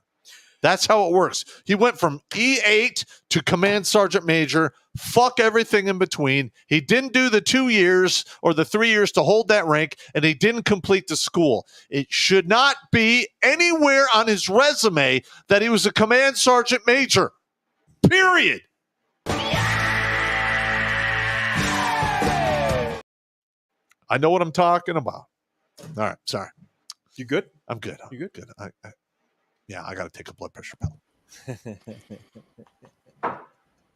There's more of those liquid blood pressure pills in the fridge. I know. There's 2 more. Alongside of the Booncock Spicy.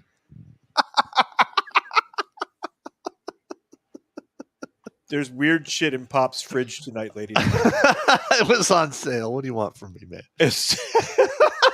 Oh, so you bought the cheap Mooncock.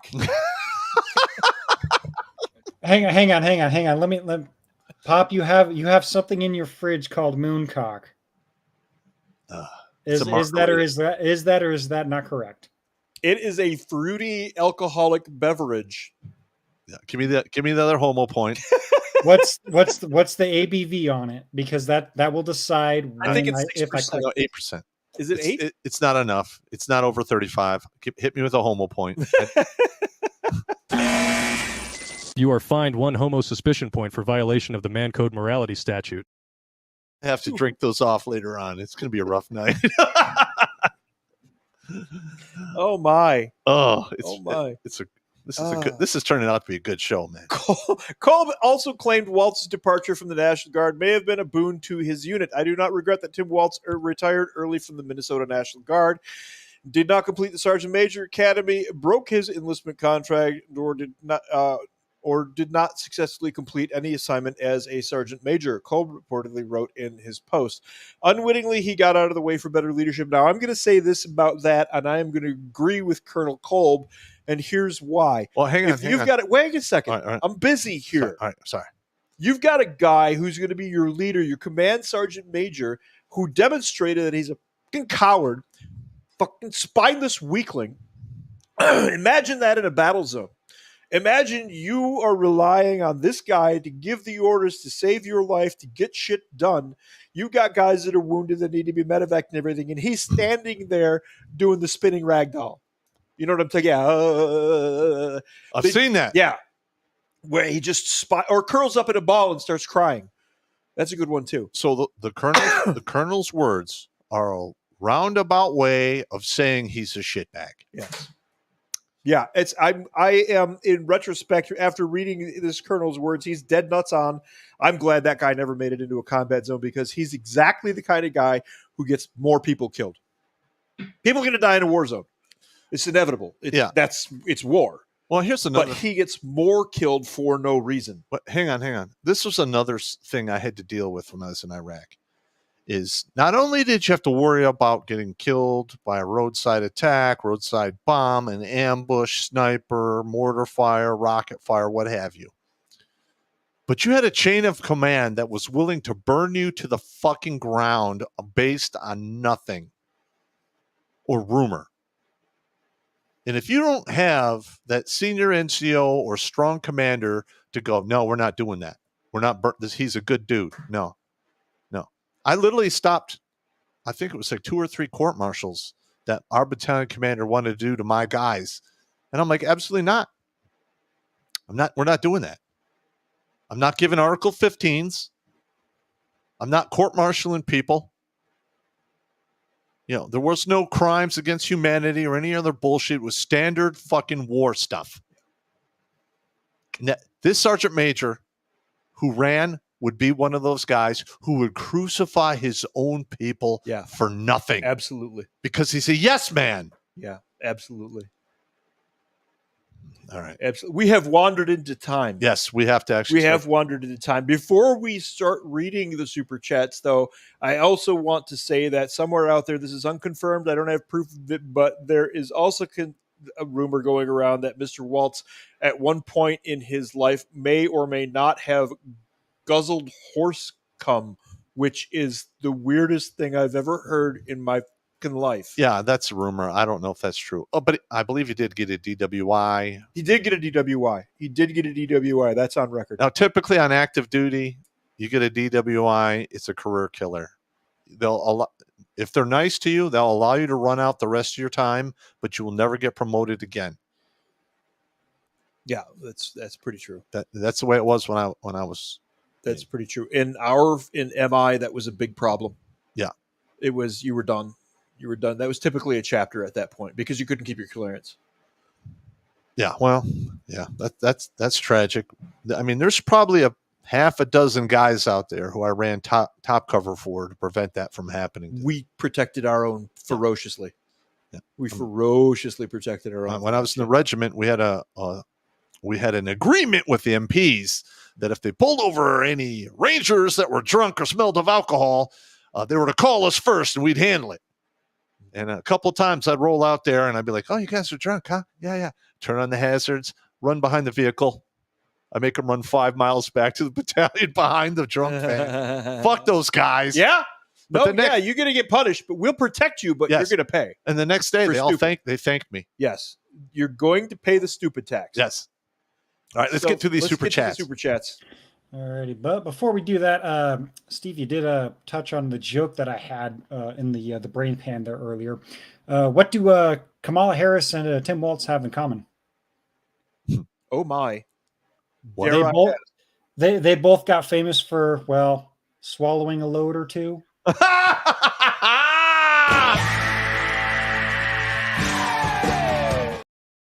Now, I personally, I haven't seen. I've seen the article or whatever that the whole horse juice thing. Yeah, I think it's just somebody doing some deep fake shit. It is probably a 4chan meme, but I'm just saying. Again, Tim Walz is a fan of Glocks, just not the guns. If you know, you know. Ouch! All right. Let's get on with this. The Glock website sells horse semen. That's the punchline. Stop. Just stop. Just move along. Move along. Moving on.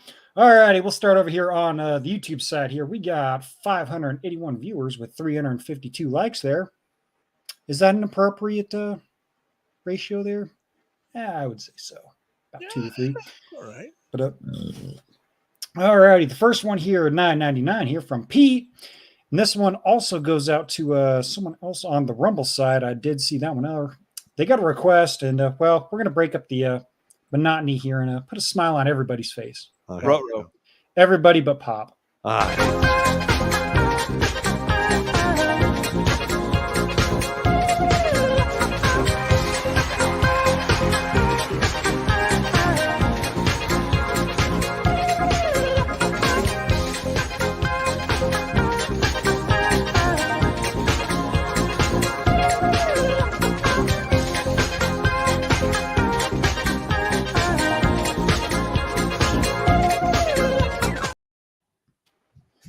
God, I hate that one. All right, keep going. That's so traumatic. That's so traumatizing. God damn it. Bad. All right. Mighty Mouse Malibu, he's got $2 super chats here in a row. His first one here says, we need the Thunderdome. 2 men enter, 1 man leaves. Yeah. Unfortunately, we can't really have people getting killed in the dueling, but the paintball. That's a definite possibility. That's a possibility. It's absolutely a definite possibility. Well, we're not saying people need to die. I'm just saying people need to be, an ass kicking or two may need to be assessed. Yeah. Okay. And his second one here says, bring back the Brazen Bull. But I bet. Oh, I know what you're talking about. That's a bad one. Yeah. I know what you're talking about. Yeah. There we go. Let's see. Lego Life with $10 Australia says, good day, Pop. Aussie here. I heard the plan for World War III is to draft all the new arrivals for the meat grinder and keep the GWAT boys to deal with the saboteurs and insurgents. Aussie has 5 million Chinese. Nice. That's bad. That's bad. That's not good. Oh, that new drinking game.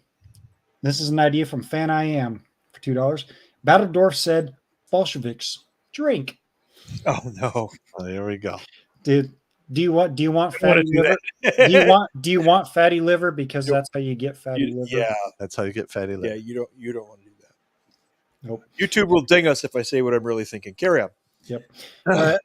Johnny Kotheniger $5 says oncologists kill/Moda millions and millions every year.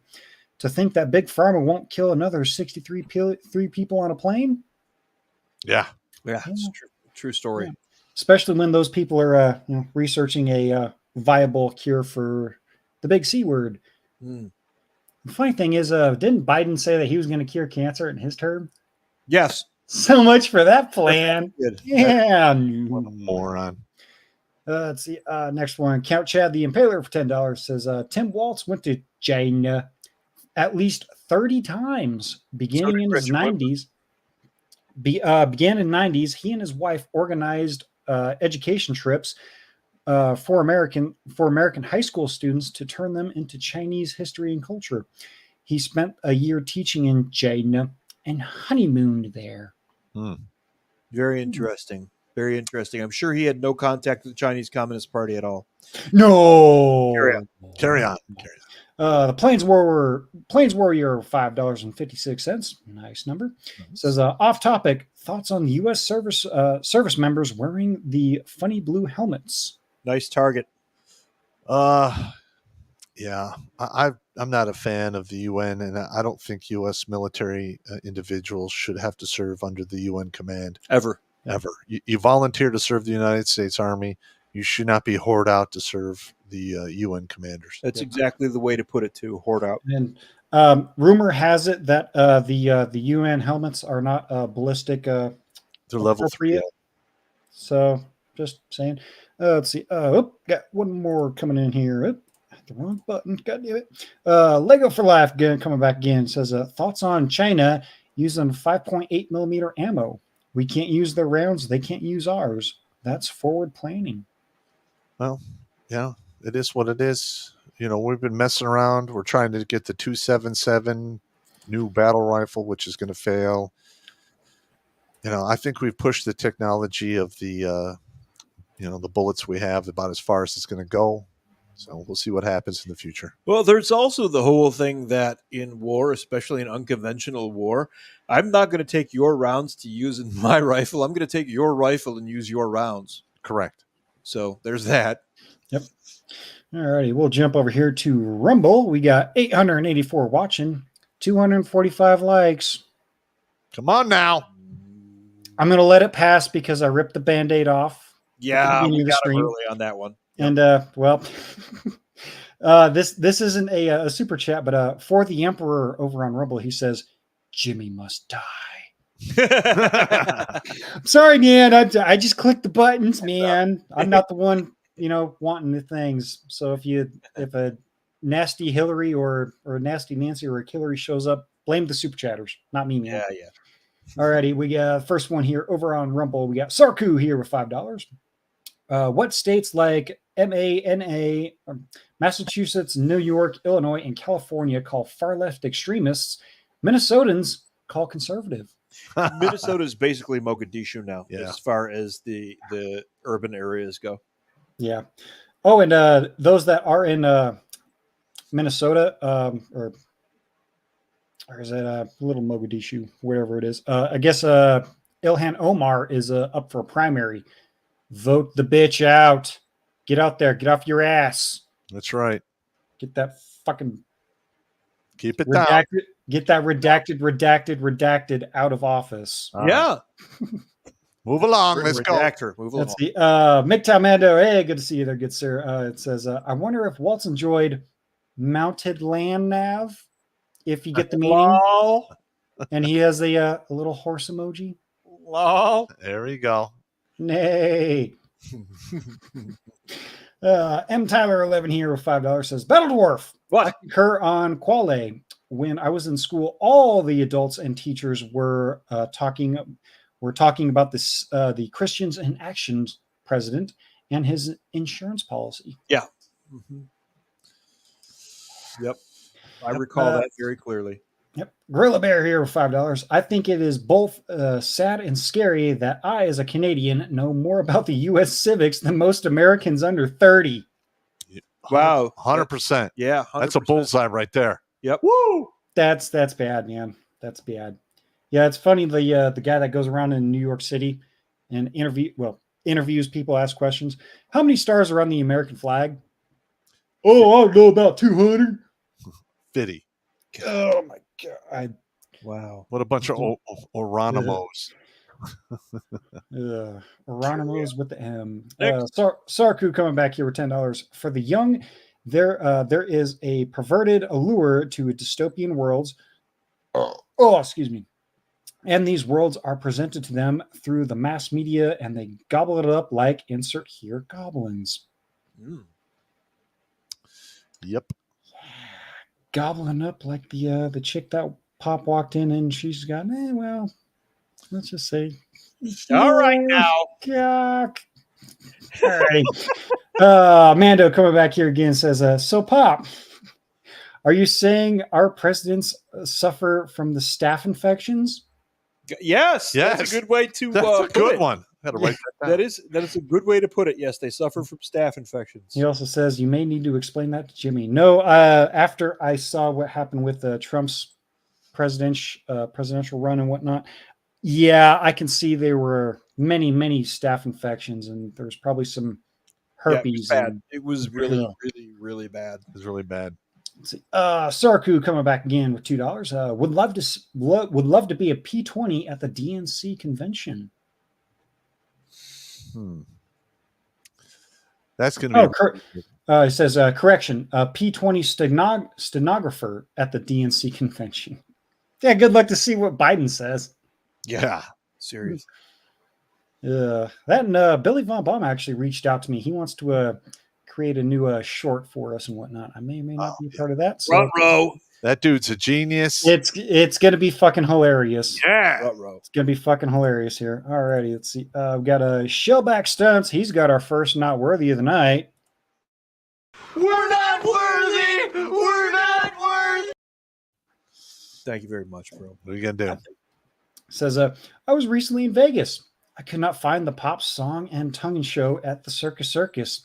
So I guess Vegas Pop recorded a show will do. That's the line. So no homo. All right. That's good stuff. Always got to crack the jokes, man. That's the Sarku coming back again. He says, meaning to be gruesome without blood is their valor in the conflict. Are you discussing the dueling? I saw that around the time we were discussing dueling. The idea is to actually have some fun and do some dueling with paintball guns. And I think that would be pretty fun and amusing. Yep. And I'd also say 8 rounds in the octagon or 8 paces with smoothbore pistols. Yeah, most people can't even do 1 round in the octagon. Let's be honest. It's fucking tiring. Brazilian politicians go in the octagon if they have a disagreement. You got a Brazilian, Jimmy? You trying to tell us you got a Brazilian? Allegedly. All right, Carry on. Next one. Let's see. Pixels MGTOW, Pixels GTOW with $5. He's given us a dot. Oh, well. Not sure if that was a misprint or whatnot, but no, that's okay. We'll take it. Thank you. Yeah. Mando, he's coming back. Says, "Pop, I thought you were a conspiracy theorist." I'm a conspiracy therapist. Yep. Correction. He says, "I thought you were a conspiracy therapist." Sorry, all the ones that come true. Here. Yeah, there we go. That's actually good conspiracy therapy. Let's see. Digital Do here with $5. Spotty internet in hospital tonight. Tonight memes for you. They drained 8 liters of fluid off abdomen from ascites. Ascites. Maybe out tomorrow afternoon. Impaired kidney function currently. Fuck, bro. Damn, man. Prayers, brother. Hell yeah, man. If I can pull through that shit. We need you here, man. You need anything, you let us know. Fuck yeah, man. Let anybody in the regiment know. I'm sure there's going to be tons of guys out there that are going to be willing to help you out. Let's see. Nick Coldis. That's a new name. I don't think I've heard that one, seen that before. Okay. If I have, he says $20 says, "Praise the Lord, then pass the ammo." Yep. Afraid so. Yep. And it looks like Sarku, he's got our second not worthy of the night. We're not worthy. We're not worthy. Thank you very much. Thank you, man. He's dropping $50 on us. Says, "Pop, same circumstances in MPLS in Warzone you lived in. What would have happened to the people in the street with paintballs?" They probably would have been engaged. Well, they give you paintballs. You give them, well, here's the thing. Like, if somebody shoots a weapon at you, you don't know if it's real or not. You don't have time to go, is that a real gun? By the time you even move your head, I mean, you could get ventilated. That's exactly what I'm talking about. Bullets travel at 3,200 feet per second if it's a 5.56, 2,650 if it's a 308. You do not have time to ask questions. Yeah. That's how quick it goes. Yeah. When that barrel starts to come up, you have a decision to make, and you've got about 1/60th of a second to make that decision. And you better be on your game. Yep. And I'm going to be on, I know a lot of guys in the regiment aren't going to like this, but a guy with a BB gun points it at a cop, and the cop pulls his pistol and shoots at him while he's running away. I'm sorry, what's the difference between a BB gun and a 9mm? Oh, sorry, you're already dead. Well, you cannot take that chance. No. No. Sorry. Barrel comes up, I'm putting you down. Yep. Yep. It's down to which of us makes it there first. Yep. Next. So, next. Cliff 3188. Hey, good to see you here, good sir. And he says, why do you think the military kicked out the independent thinkers their refusal to take the jab? That was done to make them quit. Well, the thing is if you're willing to refuse the jab, you're willing to say no to illegal orders. Yes, correct. Yep. And he continues here with, so all that would be retained are those that will blindly follow orders. Remember the 88 Mike female staff sergeant? Yep. The one that says, if we give you an order to go in your house, you better go in your house. Be like, okay, calm down, Corporal Carpet Muncher. Corporal Carpet Muncher. I like it. Accurate. Yeah. Accurate. And that actually is accurate because her TikTok account, which is deleted, put her up with the, lesbian, this, and that, blah, blah, blah. All right. Let's see. Sarku here says, get Waltz drunk, drop him off in Lilydale with only an Abram, and tell him to find his way home. Huh. Nice. All right. Cliff 3188 coming back again. He says, it must be pretty tough for Kamala to get in bed with Tim Waltz. One, hardly has any room for the horse. And two, she's going to have to stare down the horse while managing one side of that spit roast. Oh, God. God damn. I'm getting nauseous. Oh, Cliff, you were in this one. Dude, Oh my that's God. so nasty. God That's nasty. bad. For those, one person did add this in the super chats last episode. Look up those song. Is your cock a horse cock? That's Tim Waltz's theme song. All There right. you go. Just saying. There you go. Single for life here for $1. He says, "Fucking 14-mile snipper artillery." Yeah. That's what they're good at. There you go. And Mando coming back again. He says, "I would happily CS little tampon Timmy. I think he deserves 4 tabs. If you know, you know." Oh, I know. That's bad. That's bad. That's bad. That's a big old box full of hurt right there. Yeah, right. No, knowing Mando, it's usually whenever he says it's bad, it's really bad. Yeah. Which reminds me, we need to get him and Crusader Nate on a Make Pop Puke stream. Please don't do that. Yeah. Come on, man. Move along. Moving along. That's the International House of Whoop Ass, my favorite screen name. Says, I wish they stopped calling Waltz a veteran. He is prior service, not a veteran. I bet he has celebrated Veterans Day like he went and got spilled blood like the rest of us. That horse jizz guzzler. Oh, God. That's kind of sticking. That whole horse thing is going to really stay, especially with veterans. We will glom onto something like that and just ruin your day for the rest of your We will fucking never, life. ever let it rest. Never, ever. There may or may not have been another Tim Waltz from Nebraska that may or may not have ingested horse jizz. Yep. Not saying it's the same guy, but, well. Carry on. Next one. Fundo Shinjin with $20 says, RIP to my friend Topaz Linda Steele, who just died recently last weekend. She kept getting boosted for her job, even though she had direct complications from her second Sorry jab. for your loss, but she walked into that. Here's one for her. Yep. I will drink to your friend. She did walk into it, though. I'm sorry. Moment of silence, but stupidity can. Some people are just not in the position to say no, or they don't have the intestinal fortitude to say no. I know a couple of people. Yeah. And listen, I don't want to see anyone die, and No. I feel bad for her Yes. family. Absolutely. That sucks, man. Sorry to hear that. Let's see. Tomahawk here, $10 says, another great show, gentlemen. Well, thank you very much. Thank you. Thank you very much. See, LB Weaver says, thank you, Jimmy Bones. I love singing pop. That's like one of the most requested ones, I think. For some reason, my face fits on that thing perfectly. Romulan pop. Yeah. Yeah. God damn it. I hate that one. Oh, it's so good though. Let's see, Western Citizen here, where he's dropping $1, says here. Drops $1, says here. That's like telling a stripper to go away. Yeah. Thanks, man. Here, go away. Get out of my face. Sarku, he's coming back. He says, relax. Debbie does Dallas.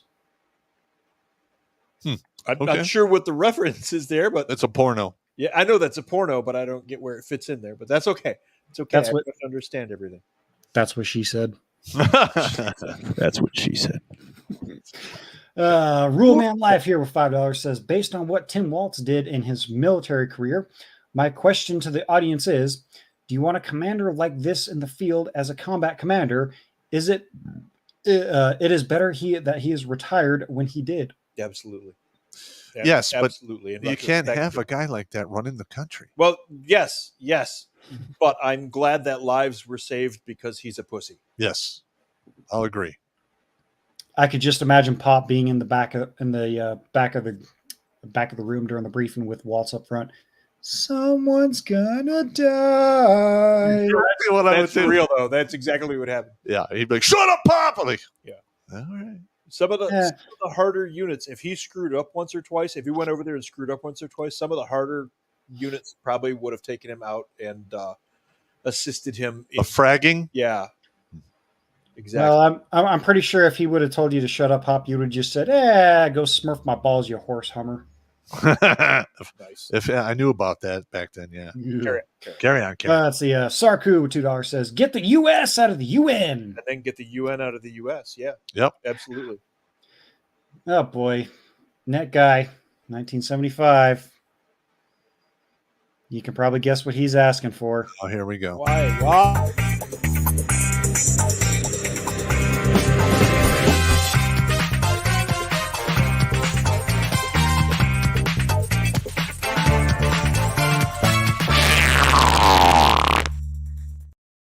Nightmare fuel is somebody put their penis in that. Allegedly. That's some nightmare fuel right there. And he says, "No, Jimmy, give us another Hillary." Blame me. See, it's not me. Blame the guys that are asking for it. Not me, man. I'm just the evil button pushing monkey. All right. That's the Barrett McMusing coming in with $5. When you think you've seen the slimiest scum imaginable, the Democrats prove you just haven't seen shit. Absolute fact. No, that's the right now. What we're seeing is the scum flowing out of their shithole. Oh, yeah. That's what we're seeing right now. I mean, their butt pipe? The felch. We're seeing the felch. Oh, God. I know. I just created a wonderful visual for you. Yeah. See you tomorrow night, Barrett. Stop. That's almost as bad as munging. Getting taken to the Senate. Getting taken to the Senate room. If you know, you know. If you don't know, I pity you. Carry on. Let's go. Let's see. Sarku with $2 says, "Papa Battle Dwarf." We'll get the reference. Minnesota Demokratische Republik. Yeah, pretty much. We are at Stasi levels. Yeah. Absolutely at Stasi levels. Yeah. Let's see. Single for Life. He's got a request here, but this one, it's going to be fun. We're going to lower some blood pressure on you, Pop. So here you go.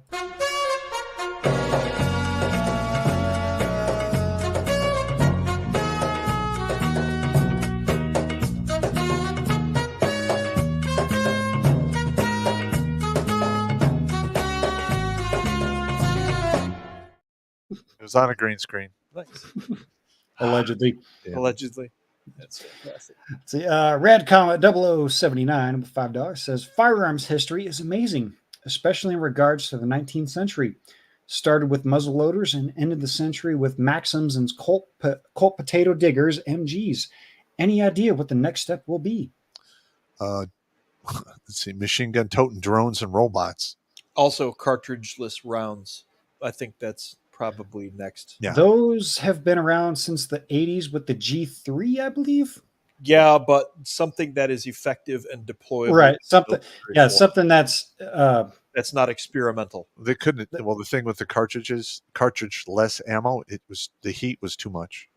That's what I mean. Yes. Yep. They can do it, but something that's viable in a military presence. there you go. Yep. Let's see. Sarku, he's coming back in, says, "Hosts, in your opinion, would we be better off as an agrarian and as an light industrial society? There you go. I believe so. That's Yes. what we were before World War One. I believe that we'd be better off that way. You know, back in 1913, the roads were taken care of just fine, and we didn't have to pay income tax or any kind of tax on that. Yep. I'm just saying. Yep. Just saying. And Sarku coming back in, he says, "You hear gunshots. Kick your feet out from under you and get to the ground as quick as you can." That's standard infantry. As soon as they start shooting, you hit the ground. Get on! That's how it works. Yep. Let's see. Broken Pine 284 here dropping in. He says, "I was just following orders. Did not work out well for some in the past." That's a true story. Yeah, didn't work out for the Nazis. No, did it? Well, for those that got brought over here and now run our space program allegedly. Yeah. Just saying. Just saying. Astro Sweat, he's dropping $5. Says, "I promise to wear black and orange to watch the next cast." Is that a reference to Pop's shirt? I feel like someone did drop a chat that says, "Nice jack-o'-lantern shirt, Pop." Yeah, that's all right. I like the shirt. What do you want? Hey, man, a comfy Pop is a happy Pop. He's always worn these shirts, by the way. This has always been Pop. He's that or the Lululemon ones. Yeah. Lululemon. It's got Mooncock in the fridge and Lululemon shirts. Come on now. It's getting fluffy. You are fined 1 homo suspicion point for violation of the Man Code morality statute. 3 in one night. You are not having a good night. That's for the Lululemon shirt, Pop. Yeah. We already know about the cock in the fridge. All right. Let's see. LB Weaver here says, "I've got the shit show supervisor shirt, and they look so cool." All right. Blake came up with this idea, and I simply threw money at him and said, "Yes, please." Yep. Blake actually on last Thursday's show, he's got the link for it. It's also a alleged homo suspicion point website. Yeah. Just be careful how you spell it, because you may end up on the side of the internet that you don't want to be on. Oh. Yeah. Watch Thursday's episode. Get the link there. There you go. Let's see. Mando coming back here says, "Of course, horse fluid is sticking. That fluid is known for that." And you would know this because? Oh, God, stop it. It's disgusting. Move along. Well, allegedly, Pop does drink the horse juice. That's a totally different thing. I have known Pop long enough to know exactly what that is, and that is not this. Just because there's a horse on the jug of the juice does not mean it's horse juice. Point here, I will deflect that homo suspicion point. I know what it is that he's talking about, and it's not that. It's liquid. It's basically liquid cartilage. Yeah. It's better. Carry on. Let's see. A single flav here. He says, "That's why the Dems have a donkey for a symbol." Oh my God! That's a good point. Oh wow! Good point. Yeah. Savage. God, bad. LB Weaver coming back again and says, "I saw a guy named Waltz on the other side with Benny Johnson. He says it was T for Trump. That was awesome." Alrighty then. Mm-hmm. All right. Allegedly. Keep going. Sarku coming back in and says, "Based on what Tim Waltz did to who?" What the what? Well, let's just say him and Mr. Ed had a wonderful time. Oh, Timmy. Allegedly. Allegedly. Oh my God. You guys are horrible, man. Sarku coming back in and says, "Vince Foster took a bullet for us." Yeah. There you go. Let's see. Mando coming back says, "We're still going to blame you." Don't do it, man. Don't do it, man. Don't do it. Don't do it. I can't stop it, man. I can't stop.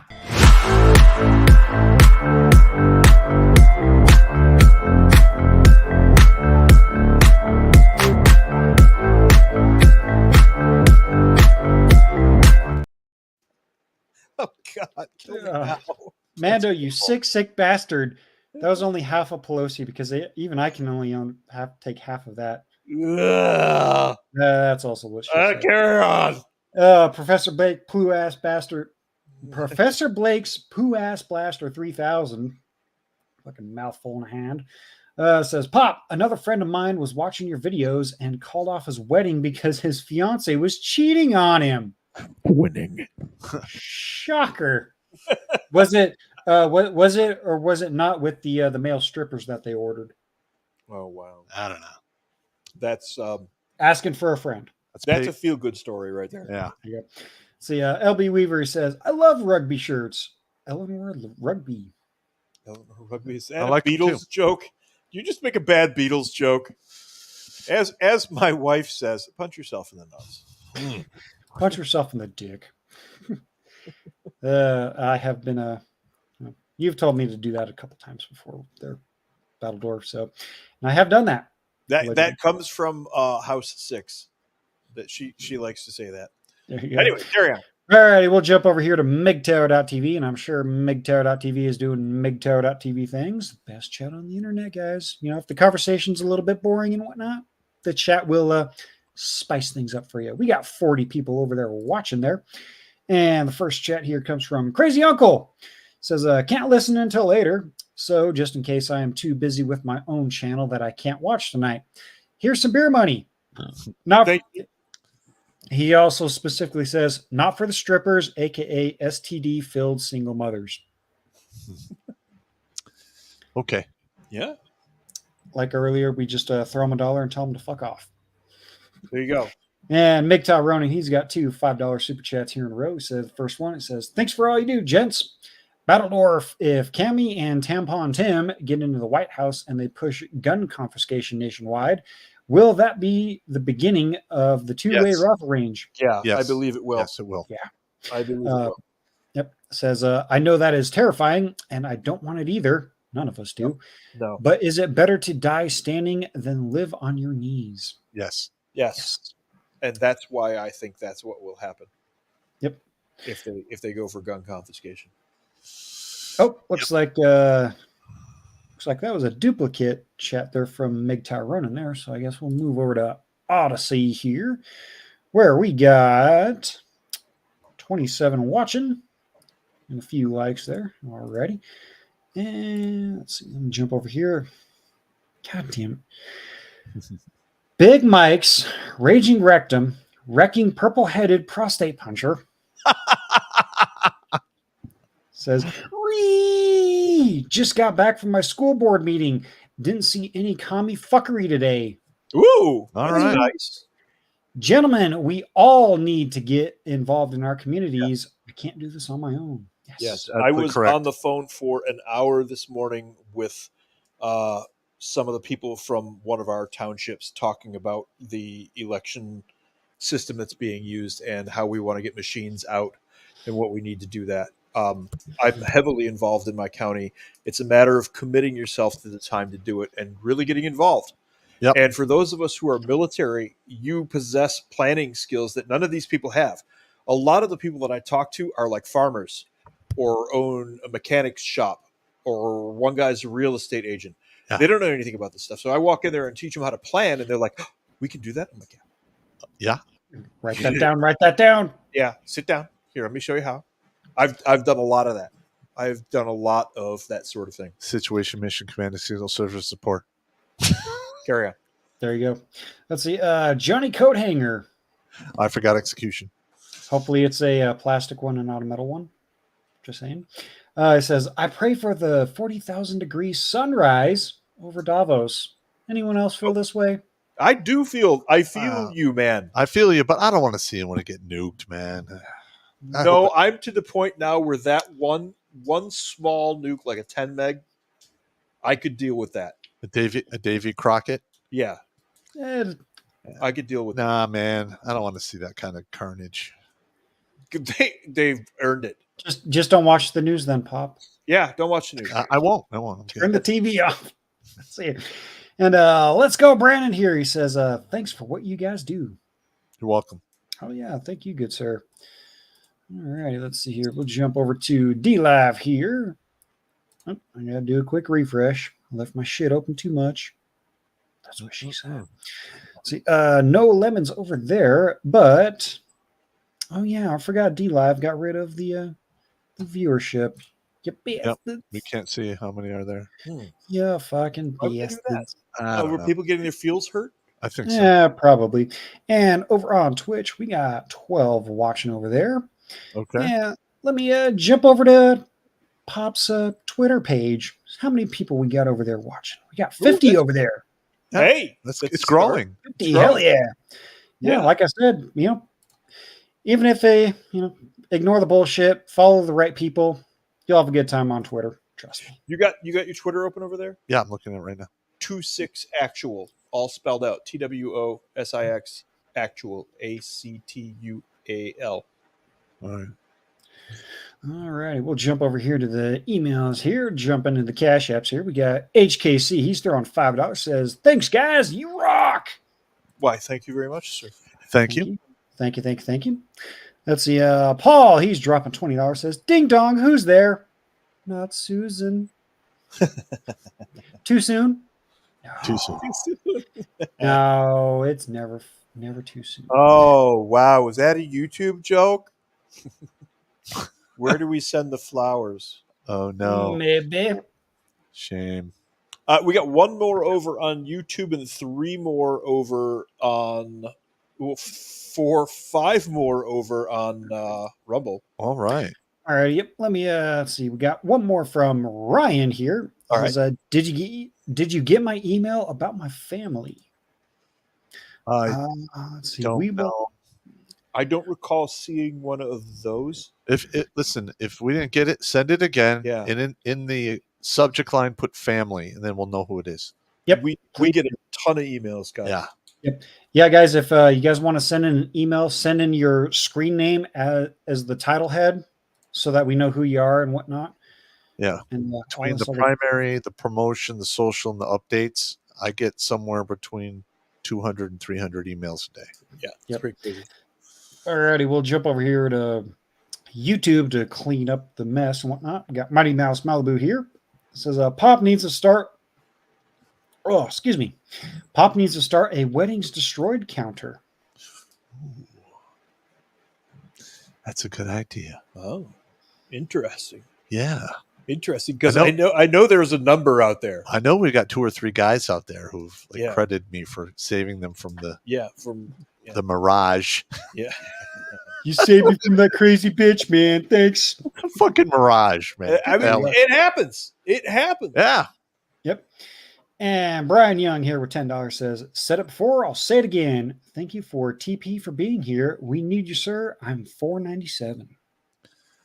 Well, thank you. Listen, man, pay it forward. Start your own account. Use my material. I don't care. Save as many as you can. Pay it forward. Yep. There you go. All right. We'll jump back over here to the Rumbles here. We got Sarku coming back in. Says, Papa's going all Catherine the Great. She supposedly slept with her horses. I don't think so. That's Tim Waltz, by the way. Yeah. Nay. Means nay. About horses. All right, let me put out this one. All right. So I just filmed a lair that's going to be out in about 2 or 3 weeks. And basically, I'm releasing into the wild 12 of my videos. If you are a red pill, MGTOW, or men's rights, or just a dude out there, and you want to get your own channel started, you can handbrake these videos, upload them to your own channel, and even monetize them. I don't care. I am just trying to save lives, and you guys can help me do that. That'll be out in about 2 or 3 weeks. There you go. And we may or may not have one number to add to that from someone in the chat earlier tonight. Again, Pete, send your story, email, redonkulas12@gmail.com. Yep. We'll read it on air. Well, Blake will read it. And we don't have to say your name or anything if you don't want it out there. That's fine. Redacteds can be redacted, and well, let us know, man. That's what we're here for. All right. LB Weaver, $2 says, yes, I did. What did you do? Did you do? And Sarku here with the dollar says, Blue Danaboo from 2001. Blue Danube, you heathen. Sorry, I'm not a nerd, you bastard. Let's see. Single for life. Billy Von Baum video idea. Tampon Tim with Mr. Ed. Ooh, Oh yeah? God. Oh my! That would Billy. be Wow, I put that up on Twitter. I bet you Elon Musk picks that up. Oh my Billy, God. Billy, Do it. Do it. I will send a DM to Billy on Gilded. I will make sure that happens. Billy's got a lot on his plate. He's also got a few other ideas with me involved, but Yeah. Do it. we'll do it. Do it. It's gonna be funny as shit. Let's see here. This one I'm not sure because it is a YouTube link. Guys, don't send We can't open copyrighted YouTube stuff, links. man. We can't open those I'm live, guys. I can't. We have to screen those. No, I don't need Yeah. another senior citizen Yeah. whisker biscuit moment. I'm good. Well, it's not a YouTube link, so there's no senior citizen whisker biscuit, but it will. Sarku has some cred, but Sarku, buddy, we have to screen links. Yeah. We just have to. Yeah. There's been too many Well, bad misfires in the past. For those in the Rumble chat, the link is there. Let's just say the title is "Faulty Towers: A Damn Good Thrashing." Oh yeah, okay, All it's Faulty Towers, but we still have to screen links, man. Yep. Yeah, I'm just saying, can't take the risk. Sorry, can't play it. But the link is up there for those in the Rumble chat. There we go. Alrighty, we got just a couple more here on the Rumble side. LB Weaver coming back says made a bad Beatles joke with Eleanor Rugby. Yes, caught that. Yep. Yes, we caught that. Got it. And Cliff3188 joining us for the last super chat over here on Rumble says the last one for me for the night. Tim Walz should now be referred to as the VP candidate Foreskin. He disappeared when things got hard.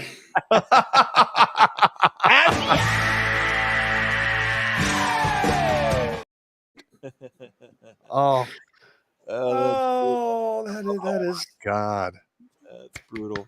We also got a $50 cash app from Mary Mason Perry here. Oh, thank you very much. Yep. From- Says, yep. For the lives that you saved, $30 or $50 from Mason. There you go. Thank you All so right. much, man. Yep, he's earned one of these. We're not worthy! We're not worthy! Alrighty, let me do one last quick run through the chats. Make sure we don't miss any of you guys' super chats because we hate doing that. Looks like everything is all good. Oh, I forgot. Okay, we seem to be pretty good on Rumble and YouTube at this point. Alrighty, let's see. Got a Johnny coat hanger again. Again, is that a metal? Is that a metal or plastic coat hanger? Where? What? Over on Odyssey says, "Fucking fry 'em all." Yeah, what are you gonna do? What are you gonna do? Yeah. You know, I'm not saying he's wrong, but you know, it's one of those. I don't condone it, but I understand. But we understand. But that looks like that catches up every one of the super chats tonight. So I believe, Pop, we're ready for a safety brief. Come on, everybody. Don't drink and drive. Don't drink and swim. It's not going to work out. If you actually have to fornicate, you absolutely must. Wear a condom, take it with you, or flush it down the toilet and watch it go all the way down because fun and games will ensue and you'll get slam fucked in court. If you have to engage in violence, run away first. If you have to do fisticuffs, try everything in your power not to go to the ground because that is where you get stomped out. Rack up, pack up. There's safety in numbers. Maintain your situational awareness because if you're going to be attacked, something in your environment will have changed and it's up to you to see it. All right. And on another note, I'm tired of burying you sons of bitches who are taking permanent solutions to temporary problems. The pussy's not worth it. Okay, play the long game because you never know what tomorrow will bring. Okay? Play the long game. We've read many stories of guys who've stuck around, played the long game, and they have won. That could be you. All right. There you go. Battle Dwarf. Get involved in your local politics. I know it sucks. It's supposed to suck. It's called public service. It's called serving your community, but you have time. Find some time. Learn your community, learn your county, learn your townships. Get involved. Find a way, because if you don't get involved, guess what? They're going to get involved. And that's how you get gay books in your children's library. 100%. Get involved. That's it. All right. Yeah. All righty. And my final thoughts of the night. If you guys do decide to try to support the channel and whatnot, don't want to throw in a super chat, but you want something a little more physical, go to the redonkulas.com. Yeah. Go to the website. We got merch. Yeah. Go to the home. Go to all products. Again, we got koozies, pint glasses, the special koozies, the ones that you can wash in the sink and not get koozie juices on your dishes. Mouse pads, stickers, mugs, hats, tumblers. We've got it all. Main paraphernalia. Yeah. Anything. Get yourself a Pop and Blake 2024 hat, shirt. Get yourself a shirt to show that you are a part of the Redonkulas Regiment. Yeah. There you go. And also, well, you know what? Just for shits and giggles, follow Pop on X. Why not? Yeah. It's a good time. I know. It's fun times over there. Really fun times. If you can avoid the bullshit. And trust me, there is a lot of bullshit going on. Bullshit. So, but my final words for tonight is, well, short and simple. The uniparty politicians are, well, orange pay stars, and the journalists, well, they're the fluffers. They really are. We've got one last one from Sarku for $5. Says Godzilla -1 over on Rumble. Thanks, man. That was a damn good movie. Yep. Damn good. Damn good. All righty, gentlemen. See you guys next week. Well, I will see you next week. Pop will be here on Thursday. Yeah. See you later. Take it easy. I can't do it!